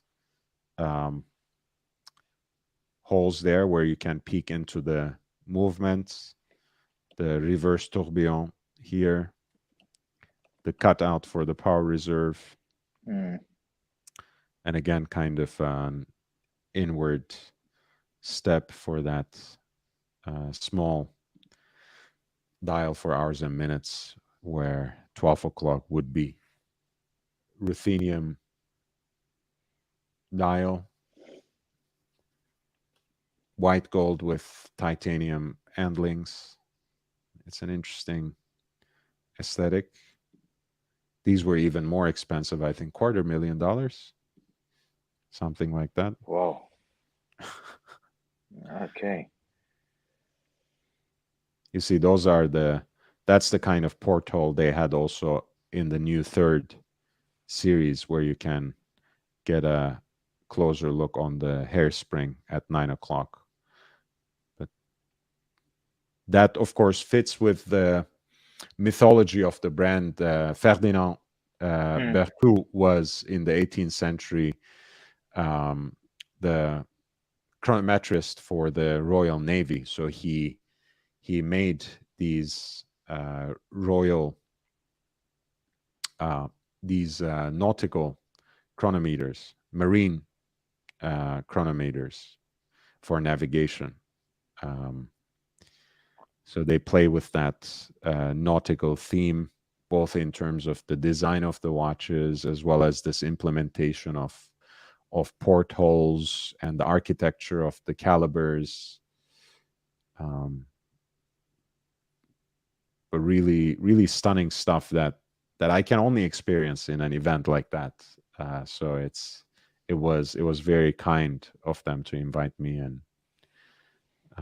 it was a great pleasure.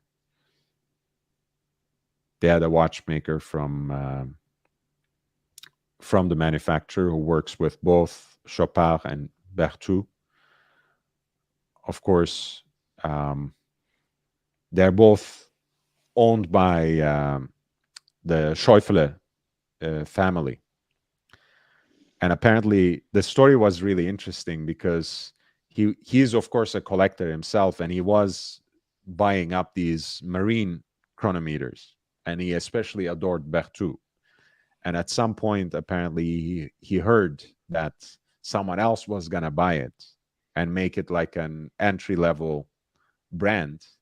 So he couldn't resist. He had to go out of his way to buy it and introduce it at a segment that's even higher than Chopard and LUC. And in a way, you know, he has a very different approach. I feel like there's so much in LUC, so much in Berthoud that no one really knows about. You know, they win all these awards, they have a certain recognition in high horological circles, but the collectors in the US especially don't have an immediate access and knowledge about them. And it seems like, you know, sometimes the Schäufele family cares more about that internal recognition among other watch people rather than the access to the larger market. So I hope that changes a little bit, because these are really marvels for people to even see, you know, and observe. I think it's an interesting piece. Bruce G, no, we haven't talked about the new Omega releases. Did you see them, Professor? Yeah, when he asked the question, I actually looked at them. Okay, so you just saw them. Yeah, I just saw them. Yeah. Did you have time to digest them? I like the chiming stuff. I like the chiming watches that they made. Yeah, I found the ladies collection, the ones that at the very beginning, they look like Swatch. So they took Swatch and put Omega.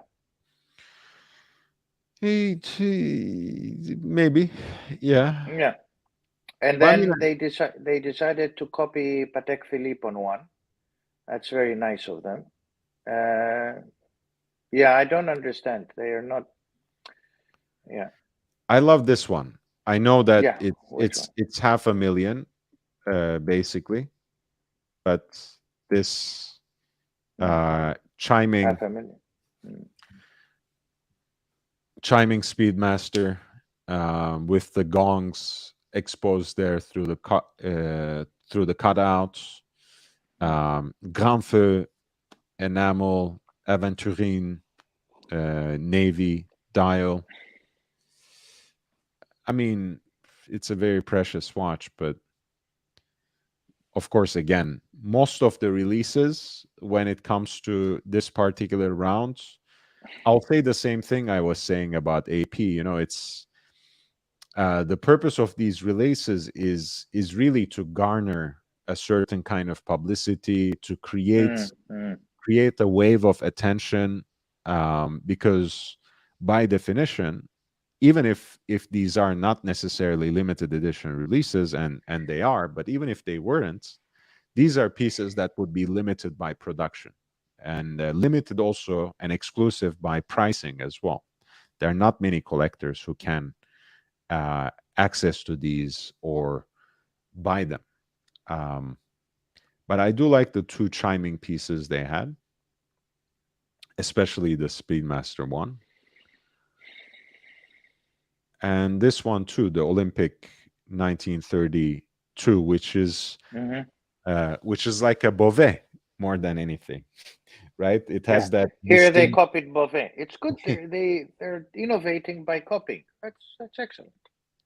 I mean, it's a distinct style, right? It's like a pocket watch converted to be worn on the wrist. And for what it's worth, I do like the way they expose those gongs through cutouts. I think that's a nice little touch for a chiming watch. Of course, you don't have to see the gongs. In fact, you might say that's the purpose, that you can listen to time rather than see its visual expression. But of course, we all die to see, I should say hammers, by the way, I'm sorry. We all die to turn the case back and engage the mechanism and see how those hammers beat upon that delicate gong. But yeah, the dials in both cases, I think, are amazing. I always love the aesthetics of an enamel dial for this sort of elite level complication. The extra guilloche work on this is, delightful. The aventurine also simply was exquisite. I love a blue dial. The darker the blue, the better. In each case, I love these. I know that they are not necessarily meant for me to buy, especially. But when it comes to the chiming watches, I think it's a great idea. Very well executed. The jam set models, I don't even want to discuss much, but again, I don't have many bad things to say about them either. I know what they are for. They are for garnering a different kind of attention onto the brand that I never thought Omega really needs. But hey, I'm not going to decide for them what they should be doing with their own heritage brand.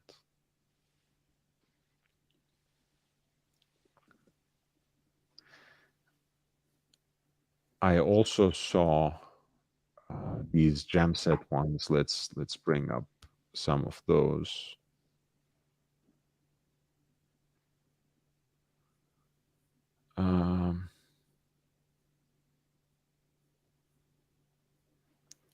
Wait, where is it?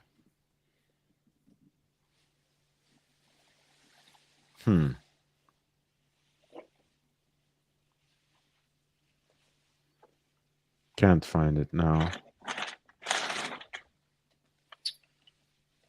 No.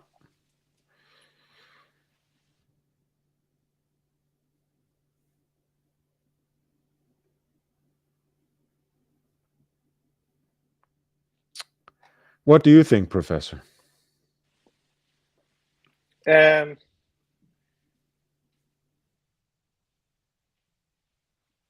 I'm not impressed overall. I'm not impressed. It's too much without making a significant imprint. Of course, Omega produces a lot, so, but I am not impressed. There isn't anything for me. It looks a bit somewhere in in the middle of nowhere. I'm not yet there, I'm not mesmerized by something to pull the trigger on. It's a mixture of everything, colorful, playful. It looks swatchy, very swatchy. Why should I spend all this money to buy kind of a swatch look? I'll go and buy one for $100 and I'm done with it. I agree with the two, the ones that you showed, the chimed one and the kind of Beauvais looking one. And then there is one that looks like Patek Philippe discontinued one, the dial at They're least. both. I mean, the two watches that I focused on, they're both chiming watches. They're I both think they okay. they even have the same movement inside them. I think one is Speedmaster, one is more of a pocket watch inspired aesthetic, like stopwatch, pocket watch kind of aesthetic, Right. I would say, because it's like Olympic 1932 or something. So it's inspired by Omega's legacy in producing um, timers for sporting events for the Olympics, especially. Yeah. Yeah, I'm not very impressed. I'm not a lot of watches, a lot of releases. That I mean, just to be precise on the one that I told you, I mean, you look at the what they called mini. Where is it? Mini Trésor, little treasure. Mhm. So I mean, they're quartz, 26 millimeter ladies' watches. The bracelet, the band is exactly the same as Swatch. You can get one with a rubber for $100. Here they sell them for 6,000. It doesn't make sense.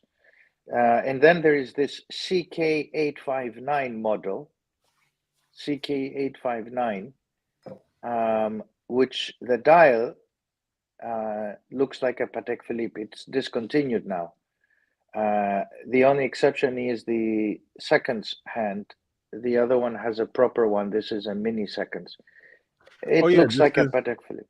this is their sector dial watch. Yeah, this has been out for a while though. Is it? It says novelties 2020. Yeah, I mean it 2022, but it's been 22, out sorry. since March, I think. Since It's March. an Okay. earlier So novelty. so Yeah. earlier novelty back to the garbage age, copying somebody else. I mean, we're not stupid here. They're just regurgitating the old stuff. Anyway, it's not something I would spend a lot of money, and I think Shamba said it, you're gonna spend 500,000 on a watch. Not really. I mean, who would spend all this money for an Omega? I don't know. I don't know either. Bruce, if there are any specific models that you want me to talk about, something that we have missed, again, I think um, I appreciate the chiming watches. I think they're always very special. But for me, my experience of them always will be um, on special occasions, on these sorts of collectors events, brand presentations. And it's a very nice experience. Nevertheless, it's now these days, a lot of brands started producing very wearable minute repeaters. Of course, the origin of minute repeater, as with everything else, was the pocket watch. So a lot of minute repeaters can be really hefty, really thick, but this has changed tremendously. Except, of course, the Speedmaster version, the chiming version, the chrono chime, I think they call it, is like a 45 millimeter watch, which is probably very, very big, possibly also rather thick, but I can't really see that. I mean, look, this is like Shamba said, this is a very special watch. I don't know who the intended customer is. It's really not me. I think it's a good way of showing something new, showing something different in the Speedmaster case. For me, again, Speedmaster is a humble watch. It's an accessible watch. It's how it should be.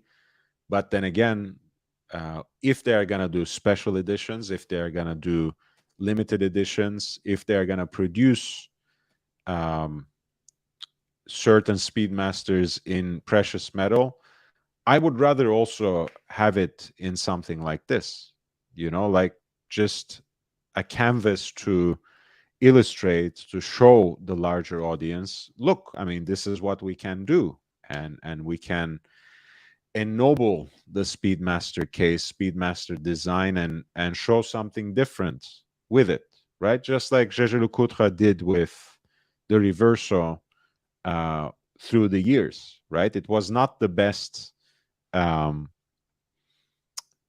housing necessarily for a chiming watch, but they made a chiming watch out of the Reverso. They made a minute repeater, and it came out quite all right, not the most impressive.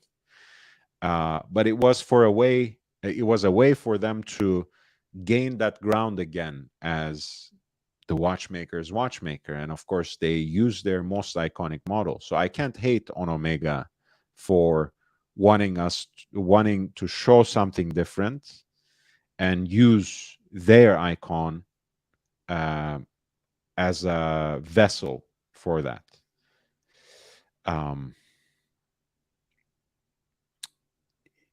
Yeah, I mean, I guess I'm a little biased, right? Of course, I'm a Rolex fanboy, but I always have a soft spot for Omega as well. So I can't really say a lot of bad things. For me, the cognitive dissonance is always when they do something extravagant and price something, beyond all recognition. But if they are going to do that, they better make something like this, with Grand Feu enamel dial and pink gold case and bracelets and, chiming mechanism. Do something truly outside of the box and color me impressed. I am impressed. But ultimately, of course, this is marketing. This is, this is like the, I don't even remember the name of the competition. What was that thing that Schwarzenegger won at a certain point in time? Mr. Olympia. Mm-hmm. This is Mr. Olympia, right? This is not a fighter, right? This is not a guy who will bust you up in the gym if you are sparring him. This is someone who poses, someone who displays something different, potentially also beautiful, but not really useful in the most pragmatic sense of the word, right? I don't want to say useless, but it's display. It's something that goes under the spotlight and then disappears, right? It's impressive for that moment, but it doesn't really have a use for 99.9% of the population of watch enthusiasts beyond this initial moment of shine. So this is Mr. Olympia. Mr. Olympia. Yeah, and even if you had the money, I don't think you would buy this watch. Very few people. And this is where the transparency comes. If they were transparent, this publicly quoted company, they would say how many of these watches they sell. Peeping Time, as always, is very sharp with his wit. He says, "Do chimes work in space? Do the hammers work in space?" I don't think so. I don't know. I'm they not have sure. to take one and then produce limited versions of this 300 times. Limited. Yeah, I also, again, to find something good to say, love Omega's ambassadors for women's watches as well. Zoe Kravitz, one of my favorites ever. Nicole Kidman, timeless. I had a crush on her since I was a little child. So, hey, Omega has a special place in my heart. I'm not gonna hate on it, even though my allegiance is well established with the other side of Biel. or bien.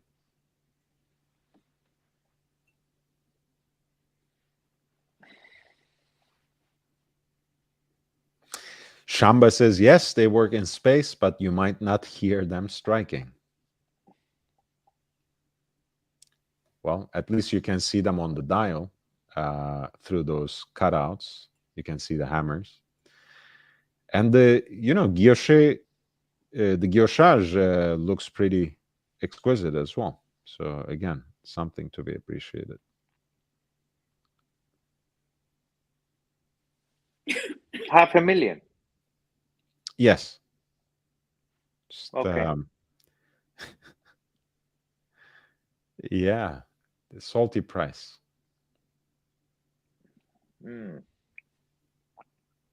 How does that compare with other watches that try to do the same thing, price-wise?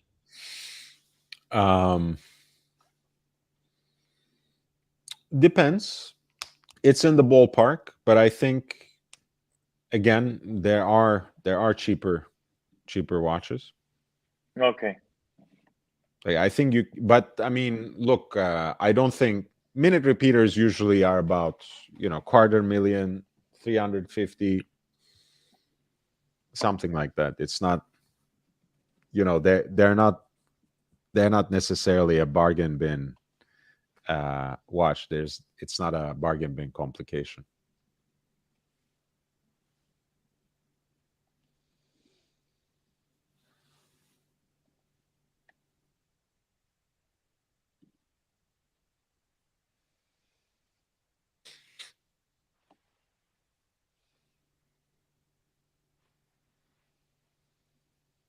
Yeah, 450,000 plus tax.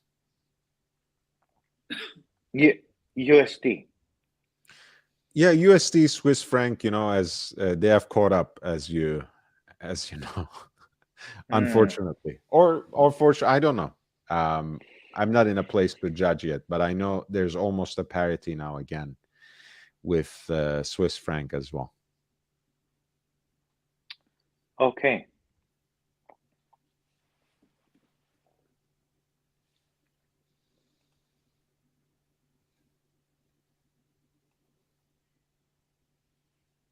Yeah, maybe George Clooney will wear one.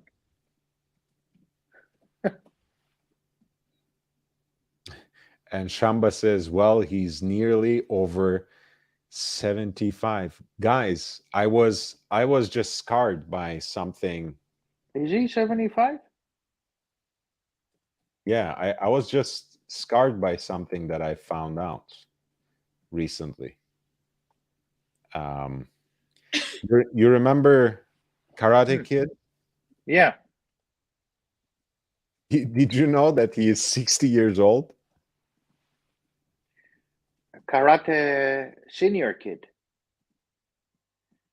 Ralph Macchio, I think that was his name. Okay.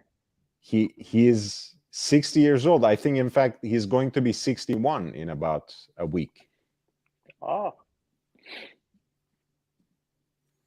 But I was scarred when I heard this, because, like, those were the films that I grew up with. So, and he's already 60. Yeah. I mean, and Clooney's 75? Is he 75? No, I mean, Shamba is exaggerating a little bit, because he said earlier that chiming watches are, for 75 years old people, and I think he's like 60 something. he is also 61. Yeah. There we go, 61. He has a nice wife, though. Ah. Yeah, that's another beauty, and a very, very good lawyer too. Yeah. Human rights person. I admire her. Yeah. Yeah. I wish someone like that would wife me up as well.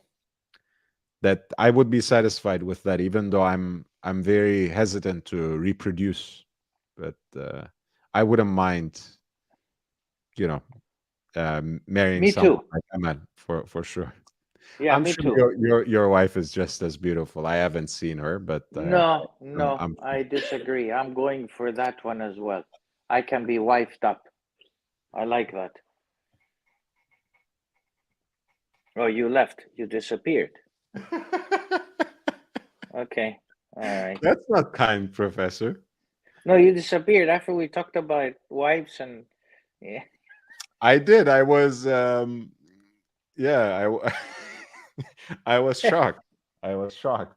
Yeah, yeah, we can be wifed up with the same, but difficult. Yeah.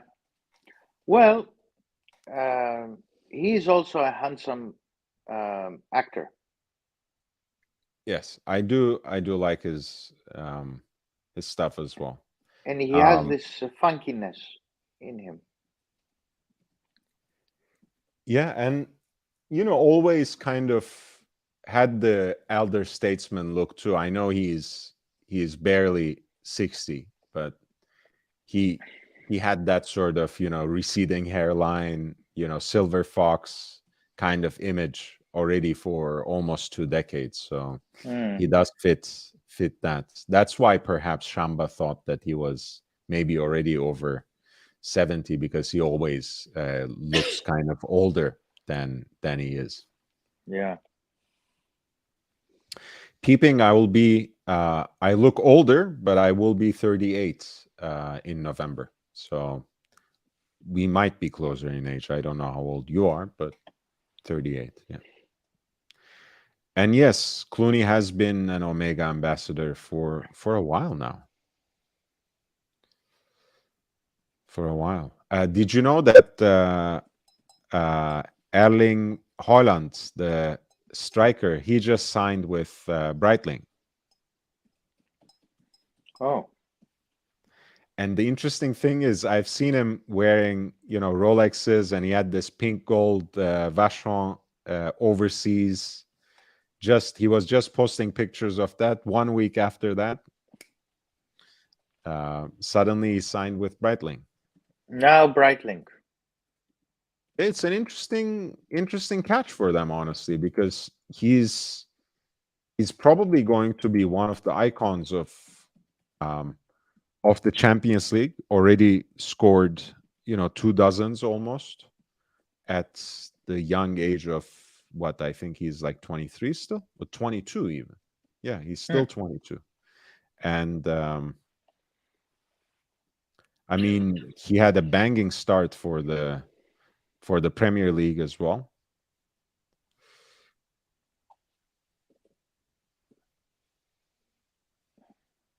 And he has, as you know,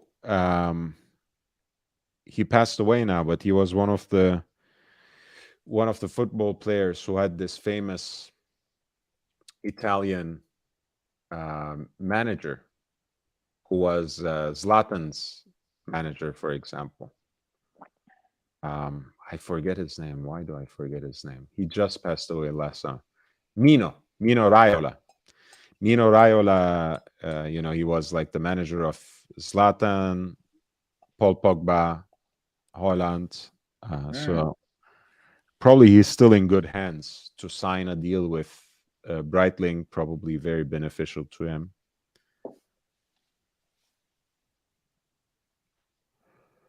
Yeah. That I thought was a very interesting move, because Breitling seems to have this mission of recruiting a lot of athletes. They also have Yannis. Do you like Yannis? Which one now? The basketball player. Yes, sir. Oh, of course. Yeah, Yannis is one of their ambassadors as well, right here. Ah, he's an ambassador too. Okay. Well, I didn't know that. Oh, they're collecting a lot of ambassadors. They'll have to run a foreign ministry. And athletes specifically, right? This is Holland, Yannis, and Chloe Kim, who is a snowboarder, apparently. Okay. Oh, all the adventure sports between basketball and soccer and skiing. Mm-hmm. Okay, very very impressive.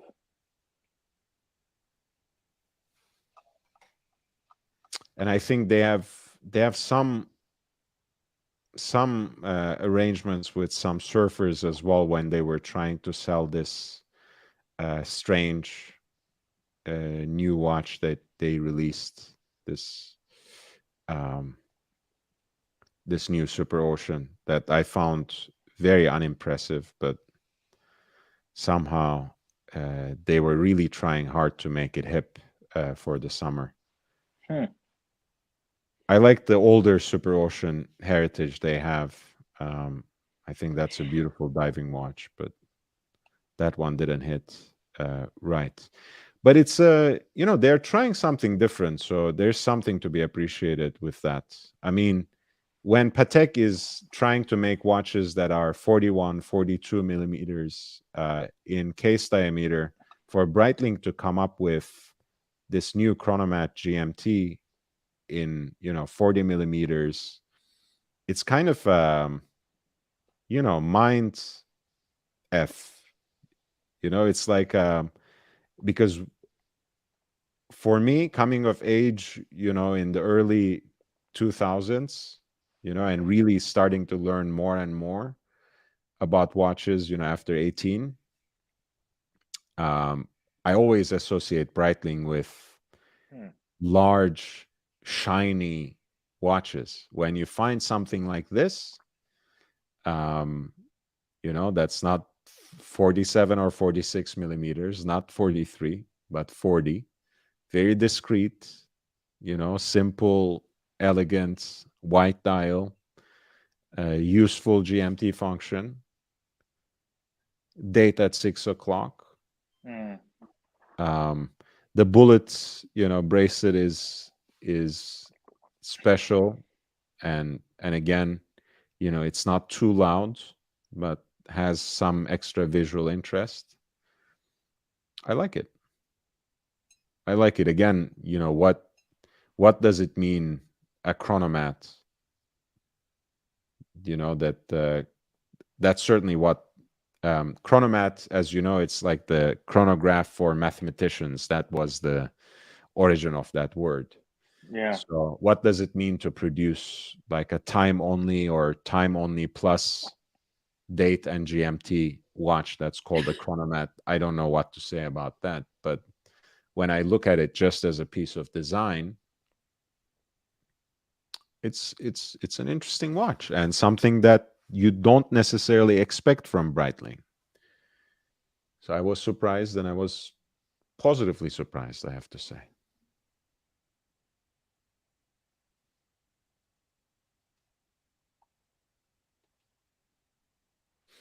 And let's see what.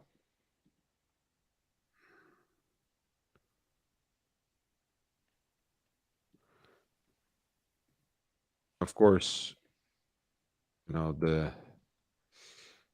that's price point. I don't know how attractive it is as a value proposition, but it's 5,600.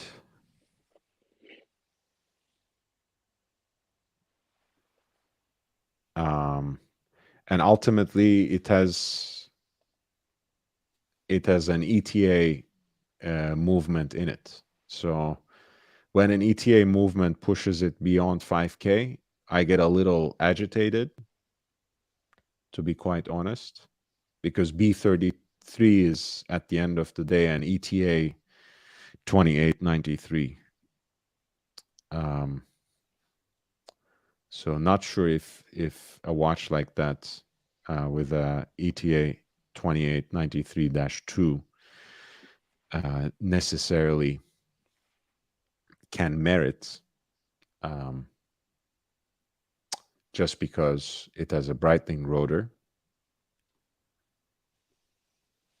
But it's a cool little Seiko.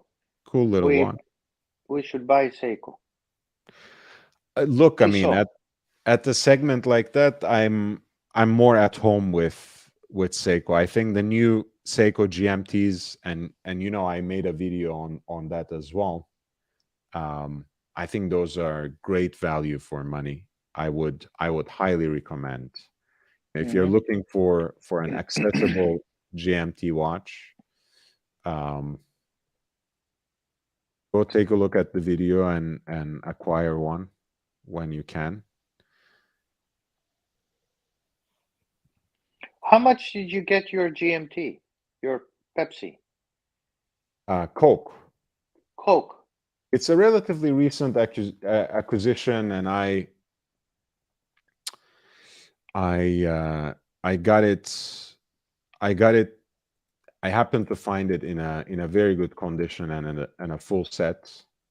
It wasn't too expensive, but it wasn't cheap either. I wish I got one when they were, 7,000-8,000.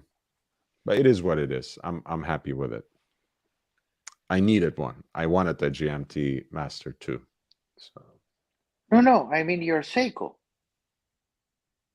Oh, my Seikos. My Seikos, Yeah. I got okay, so the Seikos I got for $200 each. Oh, okay. I said, what kind of a Uh, Seiko is that? and then 7,000. no. Well, I mean, they do have Grand Seikos. No, of course.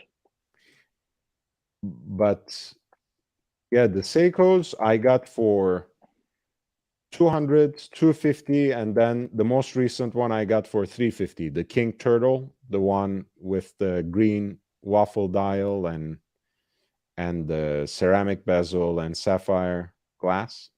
Okay. Yeah, that's a really nice watch and one that I really enjoy. The green one, Okay.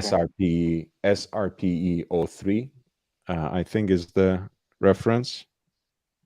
I really like that one, and that I got on eBay.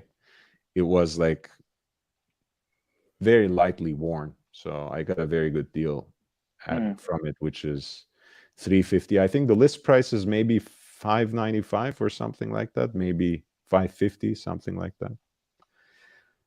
Zoe Kravitz is an actor. She was the Catwoman in the last reboot of Batman. Catwoman. Okay. And yes, she happens to be Lenny Kravitz's daughter as well. Ah, good to know. Lenny Kravitz, the man with the giant scarf. Have you seen those pictures of him with the... No, I don't know who you're talking about. Lenny Kravitz. He can be Superman. He kind of is. Yeah, he's okay. pretty, I have no idea. I don't pretty know. charismatic musician. Musician. Okay. Yeah, guitarist He'll and have a job. songwriter. He'll have a job. Yes. No, this is related to the future of jobs. Artists, musicians will probably have a job in the space of artificial intelligence, whereas others will not.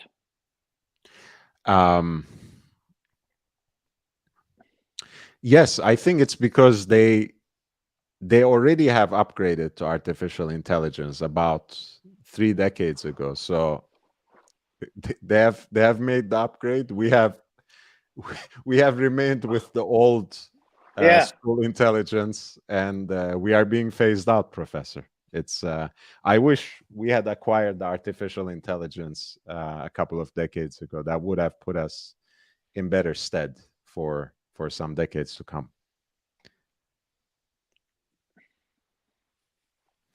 I think Lenny Kravitz's mother was maybe in Good Times rather than the Cosby Show.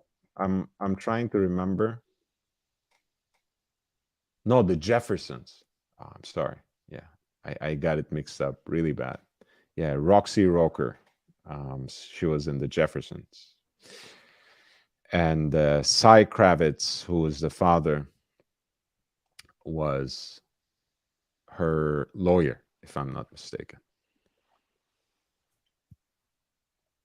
So that's how they met and married. Excellent. Good luck for marriage. Yeah, that's My advice is, if you get married, if you decide to get married, have dogs, not kids. well, I think I will have dogs anyways. You know, hopefully I'm moving this time for real in a few weeks. You're So moving. Oh, where are you? You moving houses? yeah, probably in Los Angeles, at least for a little while longer. I think I'm in Los Angeles. Oh, okay. So I'll move, and the minute I move, I'm gonna get a dog, and I might. I think I will adopt one. You know, something big, Saint Bernard. Get muscular, something Swiss related. a man's dog. Oh, men's dog. Okay. Because you know, the dogs I had when I was growing up, and you know, most lately, I mean, they were well-bred dogs, but they were also kind of girly, cocker spaniels, as you know, which they are a hunting breed, but really became domesticated. Um, any time difference between your 5513 and 16710? You mean in terms of timekeeping, accuracy wise? Yeah, look, since I was wearing the 5513 today at the Berthoud event, it had a lot of great compliments, but I also had to come clean about it. I haven't serviced this watch for 20 years now. I got it when I was 18. I'm almost 38. It's still running. And I haven't other Rolex watches, etc. I had them serviced before, not this one. So I would not put it to test in terms of accuracy and precision. It's not a chronometer by any shape or form, OG. Whereas the 16710, that's very recently serviced and keeps better time accordingly. So there's a dog rescue here that specializes actually on large breeds. Oh. So I might just go there and see, you know, if they have a dog that needs rescuing. And we'll go from there. Like, they have a lot of Great Danes, you know, a lot of pit bulls. Really? Okay. So maybe a dog like that. And, you know, if we do well, we might go from there. I do want to have two. So maybe I will start with adopting one and maybe get another one if the other one, if the adopted one is takes to training well and gets along with other dogs and other human beings.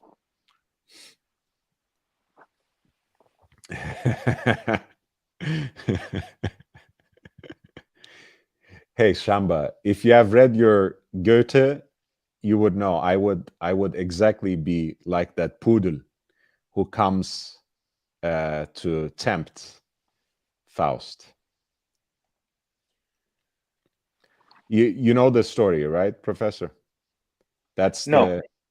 In the first act, which is called Auerbach's Cellar. The devil comes in the shape of a poodle to offer the bargain to Faust. Okay. So yes, I am indeed a poodle because I'm sinister and devilish and calculating.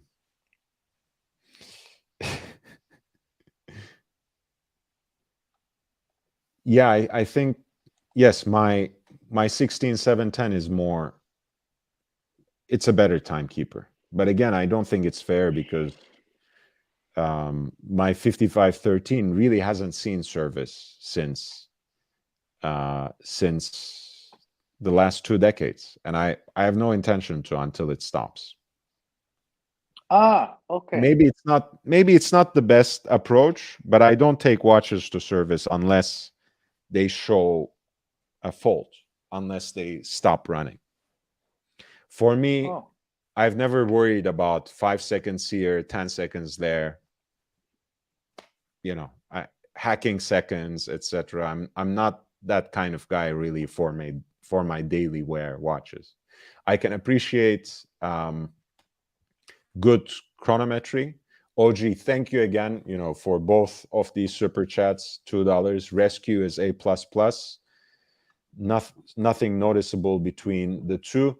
Yeah, I mean, look, nothing noticeable to me, but yes, if it comes down to it, the 16710 is a better timekeeper.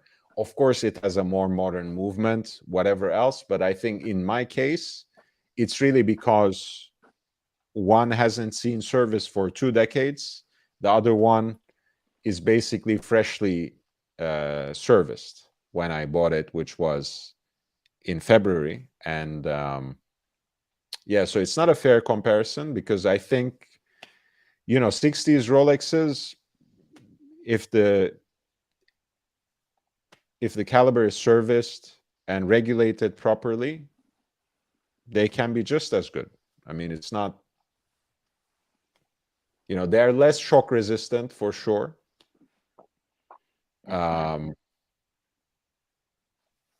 They don't have hacking seconds, so you can't really set the time that precisely anyway. So what are you regulating it with? It's a different ball game for the end user, But for my use on a daily basis, I don't care. It's not falling behind by minutes, So I'm fine. Shamba, I did get so my Coke bezel is original to the watch. That has a very nice color, kind of like the black has turned almost like a navy. A lot of people mistake it for a Pepsi anyways. I have the black original Rolex that I went out of my way to buy. The Pepsi ones people sell for crazy prices, so I got like an aftermarket version of it, but I didn't want Pepsi because I really don't like the Pepsi bezel actually that much. I got the fuchsia one, like an aftermarket. It fits the 5-digit, but it's not an original Rolex bezel. I also got one random green one, but it's actually not a well-made bezel, but it was like for $10. It doesn't actually fit the watch, even though it's supposed to.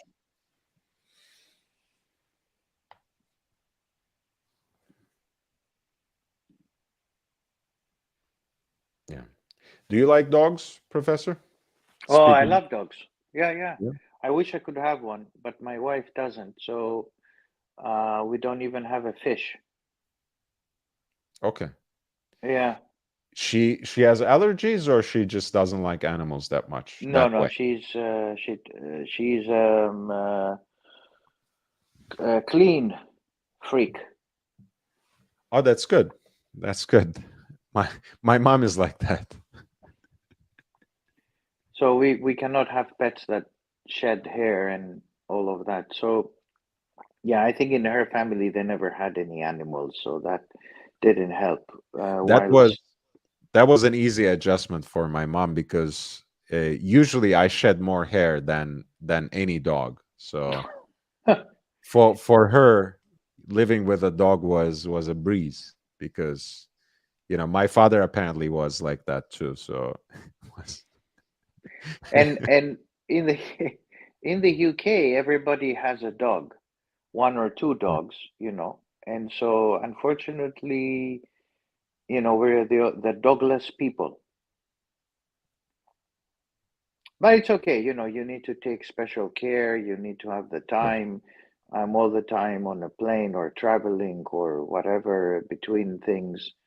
So it's not easy. A dog is a big commitment, and that what happens to a lot of people is they realize that they cannot match the required commitment, and they get rid of them, and that's a pity, you know. Um, and also, it's a big responsibility. Sure. Besides the commitments or responsibility, as an economist, I can say it's also expensive. You need to have the income. Not that I don't have the income, okay. I mean, to support a dog or a pet, but it's just not feasible, you know, for us. Hmm. So yeah, I love dogs, but what would I get? I'll probably get a German Shepherd. You know, Nice. that's my kind of dog. Uh, Whereas if I was in a different place, I would probably get a nice husky. Mm. You know, Huskies they look are beautiful dogs, but they talk too they much. they do nothing. They sit They there, they talk look at you. they talk too much. They're very loud. I mean, I'm sure with better training, they they would be more well behaved, but I know they're a very popular breed these days around me. And I feel like a lot of the owners don't are very light on their dogs. They don't really have authority over them. I guess it won't surprise anyone that I like my dogs to be very well trained and actually obey my commands. Know that I'm the top dog. Um, so I have seen very bad examples when it comes to huskies around me because Yeah. they can be very loud and very expressive. So when you let them ululate and howl, it's not the best for the urban environment. Fats is a dog lover. He has I think a whole band of dogs, so he would know. Um, uh, yeah, Yeah, I and I like both of those breeds. But one reason I want to rescue from a nice place is because it will be an adult as well, because it's a lot of work to raise them from being puppies and train them, like, from scratch. That's a lot of mm, work, and it's like an expedited process, but it's almost like taking care of a child. um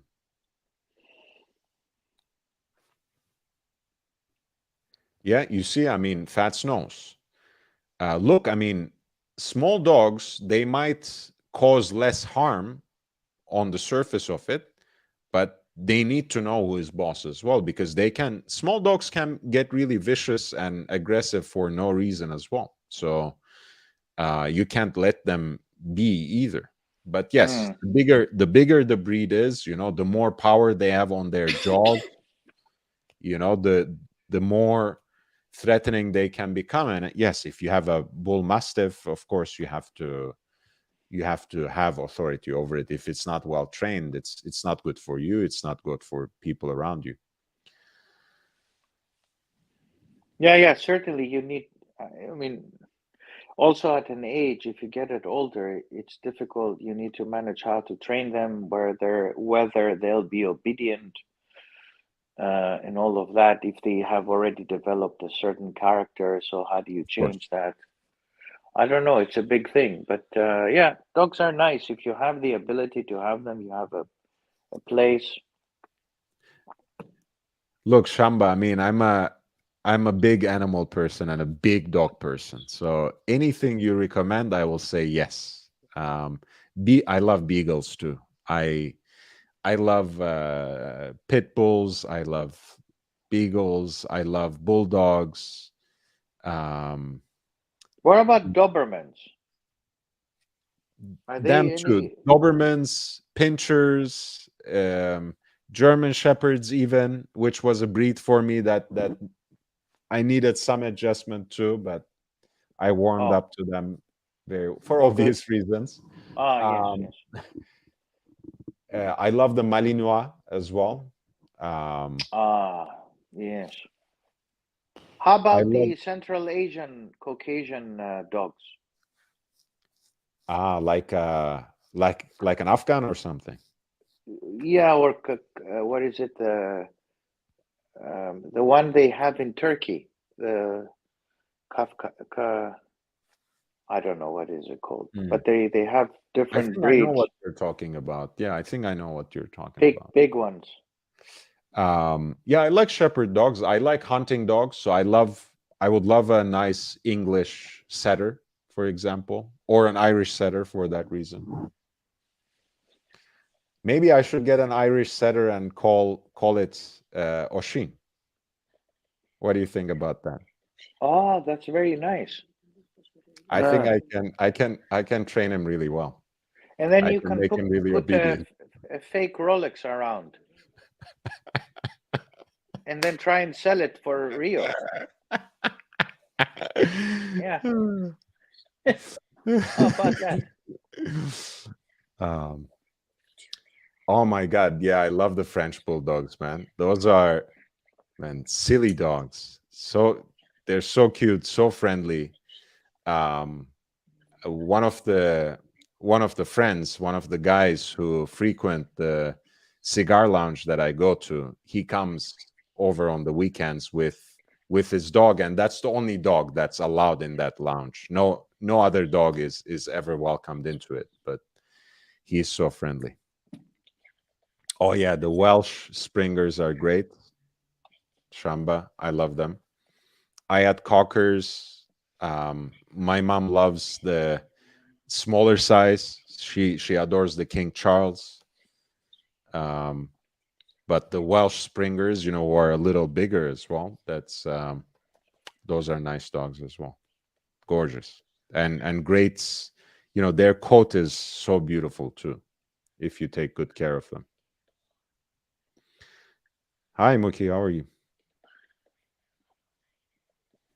Mookie says Wolex. What is Wolex? Rolex. It's Oh, like that's another name. Okay. obnoxious way of saying Rolex. Mookie says, as a child, I was bit in the face by a GS German Shepherd. Now I have pugs. Pugs are cute. Yeah. Ah, pugs. They're very nice. I see them all around.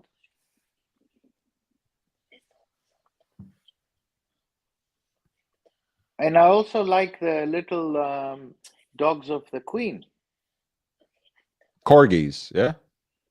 Yeah. Yeah. Apparently,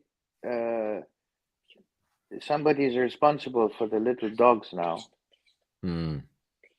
But The horse. I heard that King Charles has already sold some of the horses of the old Queen. Right. I That was guy's going gonna to. sell. Is gonna sell the whole country if it's up to him. Yeah, I don't really like him. Find him very arrogant. I was listening to how he greeted the ex-prime minister, the exiting prime minister. I mean, I don't know. He can keep his Parmigiani and turn it into a cheese watch. I love that watch. Huh? It's. I love the watch, but we take it away from him. We give him a swatch. We downgrade him. Swatch for him. No soup for him.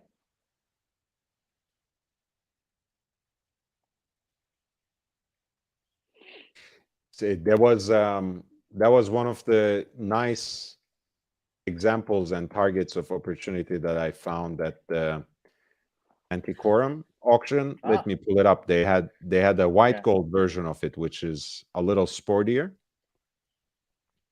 Let me see.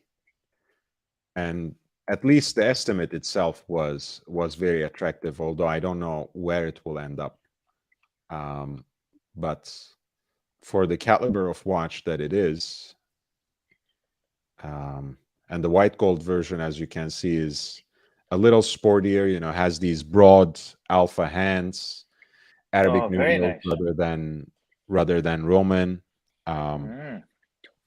a shade of blue on the dial, and these red accents for the tachometer on the chapter ring. And the estimate was between $6,000 to $8,000. So it can be an attractive proposition. This is lot 57 on the upcoming November 5th session of the Antiquorum Geneva auction.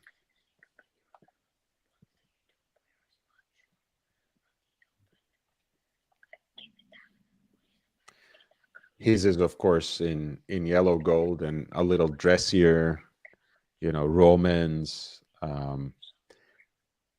And you know, I know you said, you know, as much as you like the PF Tonda, you don't like the bezel, you know, with that fluting. But this double-stepped case with the fluting decoration, both here on the bezel and on the case back as well, with the same double-step construction, I really like. I think it's a very elegant touch.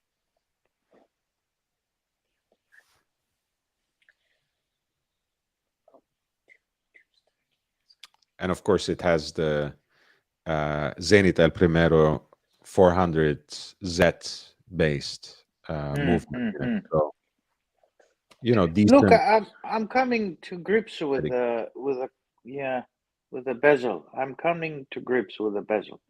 I think it's more becoming to have it in gold, yellow gold. This one looks a bit too boring.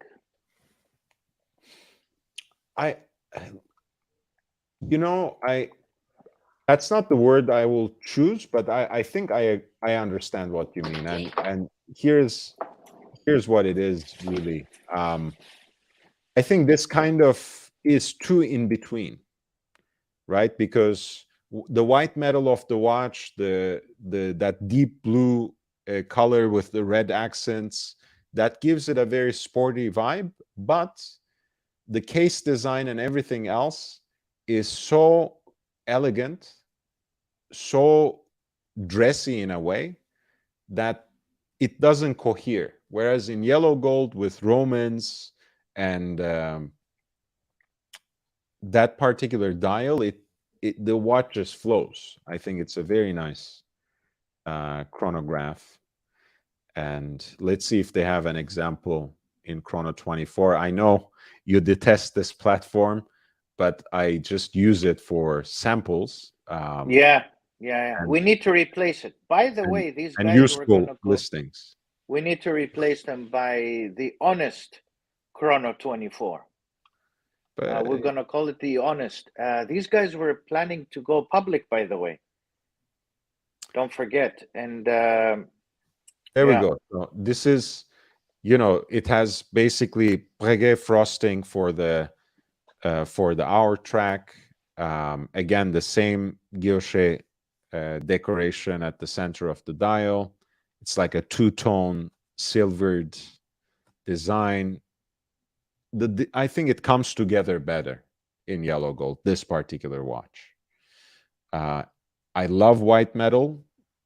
I think it's gorgeous in white gold, and it's very sporty, but somehow the design of the case, I think, lends itself better to a dressy piece like the one that King Charles has as well.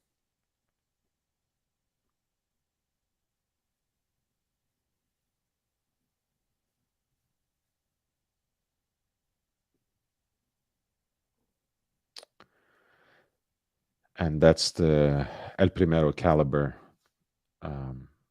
in it with the, again, decorated PF rotor in full gold. Again, that double-stepped design for the case back that leads onto the display, sapphire crystal display.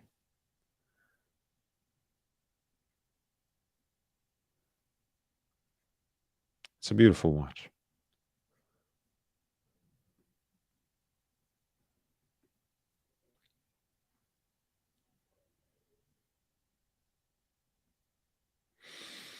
Mookie says, I like the fluting on the PF. It's very technical. Yeah, the same fluting, by the way, with these toric chronographs, it's also on the on the buckle too. So it's a nice detail and a decent example of engine turning decoration. So it's always beautiful. Very technical, but still beautiful in platinum or rose gold. With platinum, it's especially impressive when you have that sort of fluting. Of course, as you know, it takes a little more.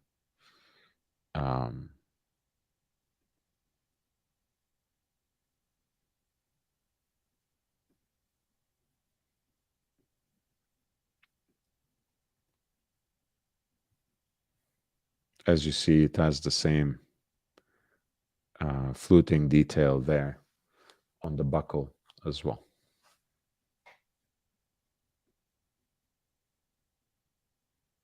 So yeah, this is basically like a slightly different take on, say, Breguet. Breguet has this kind of chronographs in their archives, and even more recently as well. And this is kind of a quirky take of it, and of course, Michel Parmigiani, Daniel Roth, these sorts of people. And who else is going to take after Breguet if not these sorts of people?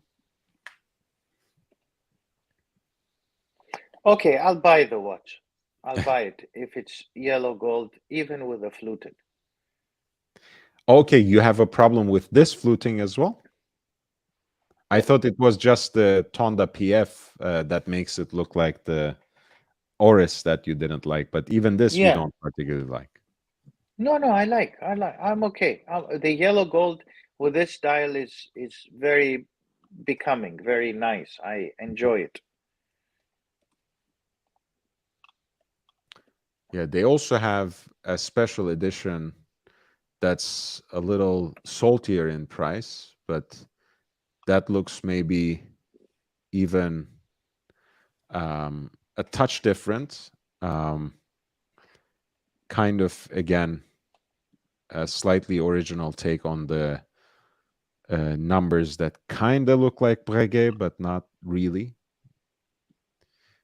A more, rich blue dial that doesn't have guillochage on it, except for, of course, the radial decoration for just a little bit of dimension for the chronograph registers.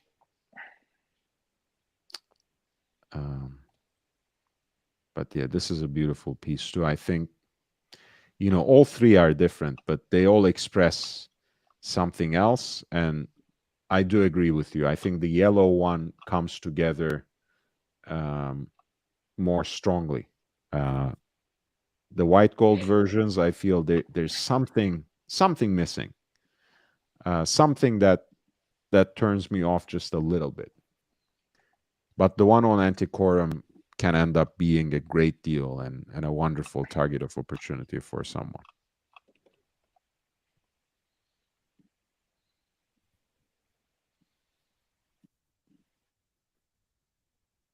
And again, that was lot 57. Parmigiani Fleurier toric chronograph in white gold, roughly from 2004.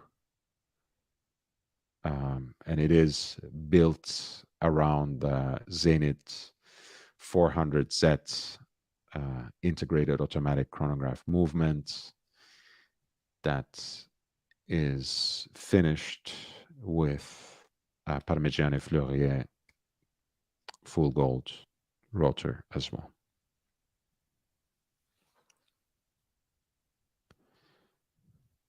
Oh, the professor has fallen off. Guys, I'm almost ready to sign off. If the professor comes back, I'll give him the last word.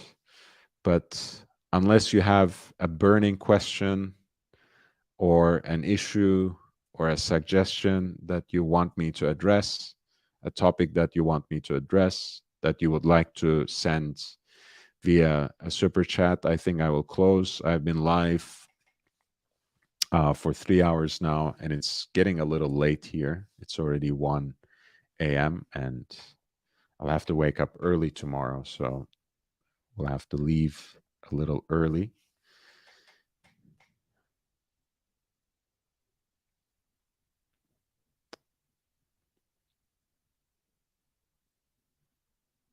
We finished today our auction preview of Antiquorum Geneva, November 5th and 6th. So feel free to cycle through the last few days. I will present on Berthoud for you tomorrow. The professor is back. I was just getting Sorry, ready to. my No mom worries. was calling. That's great. My mom, So and she called through. I was getting ready to say goodbye because it's past 1 and I have to wake up early tomorrow. So I'll slowly fade into sleep. Do you have any last words you would like to add, Professor? No, sir. No, it's great to be with you. As always.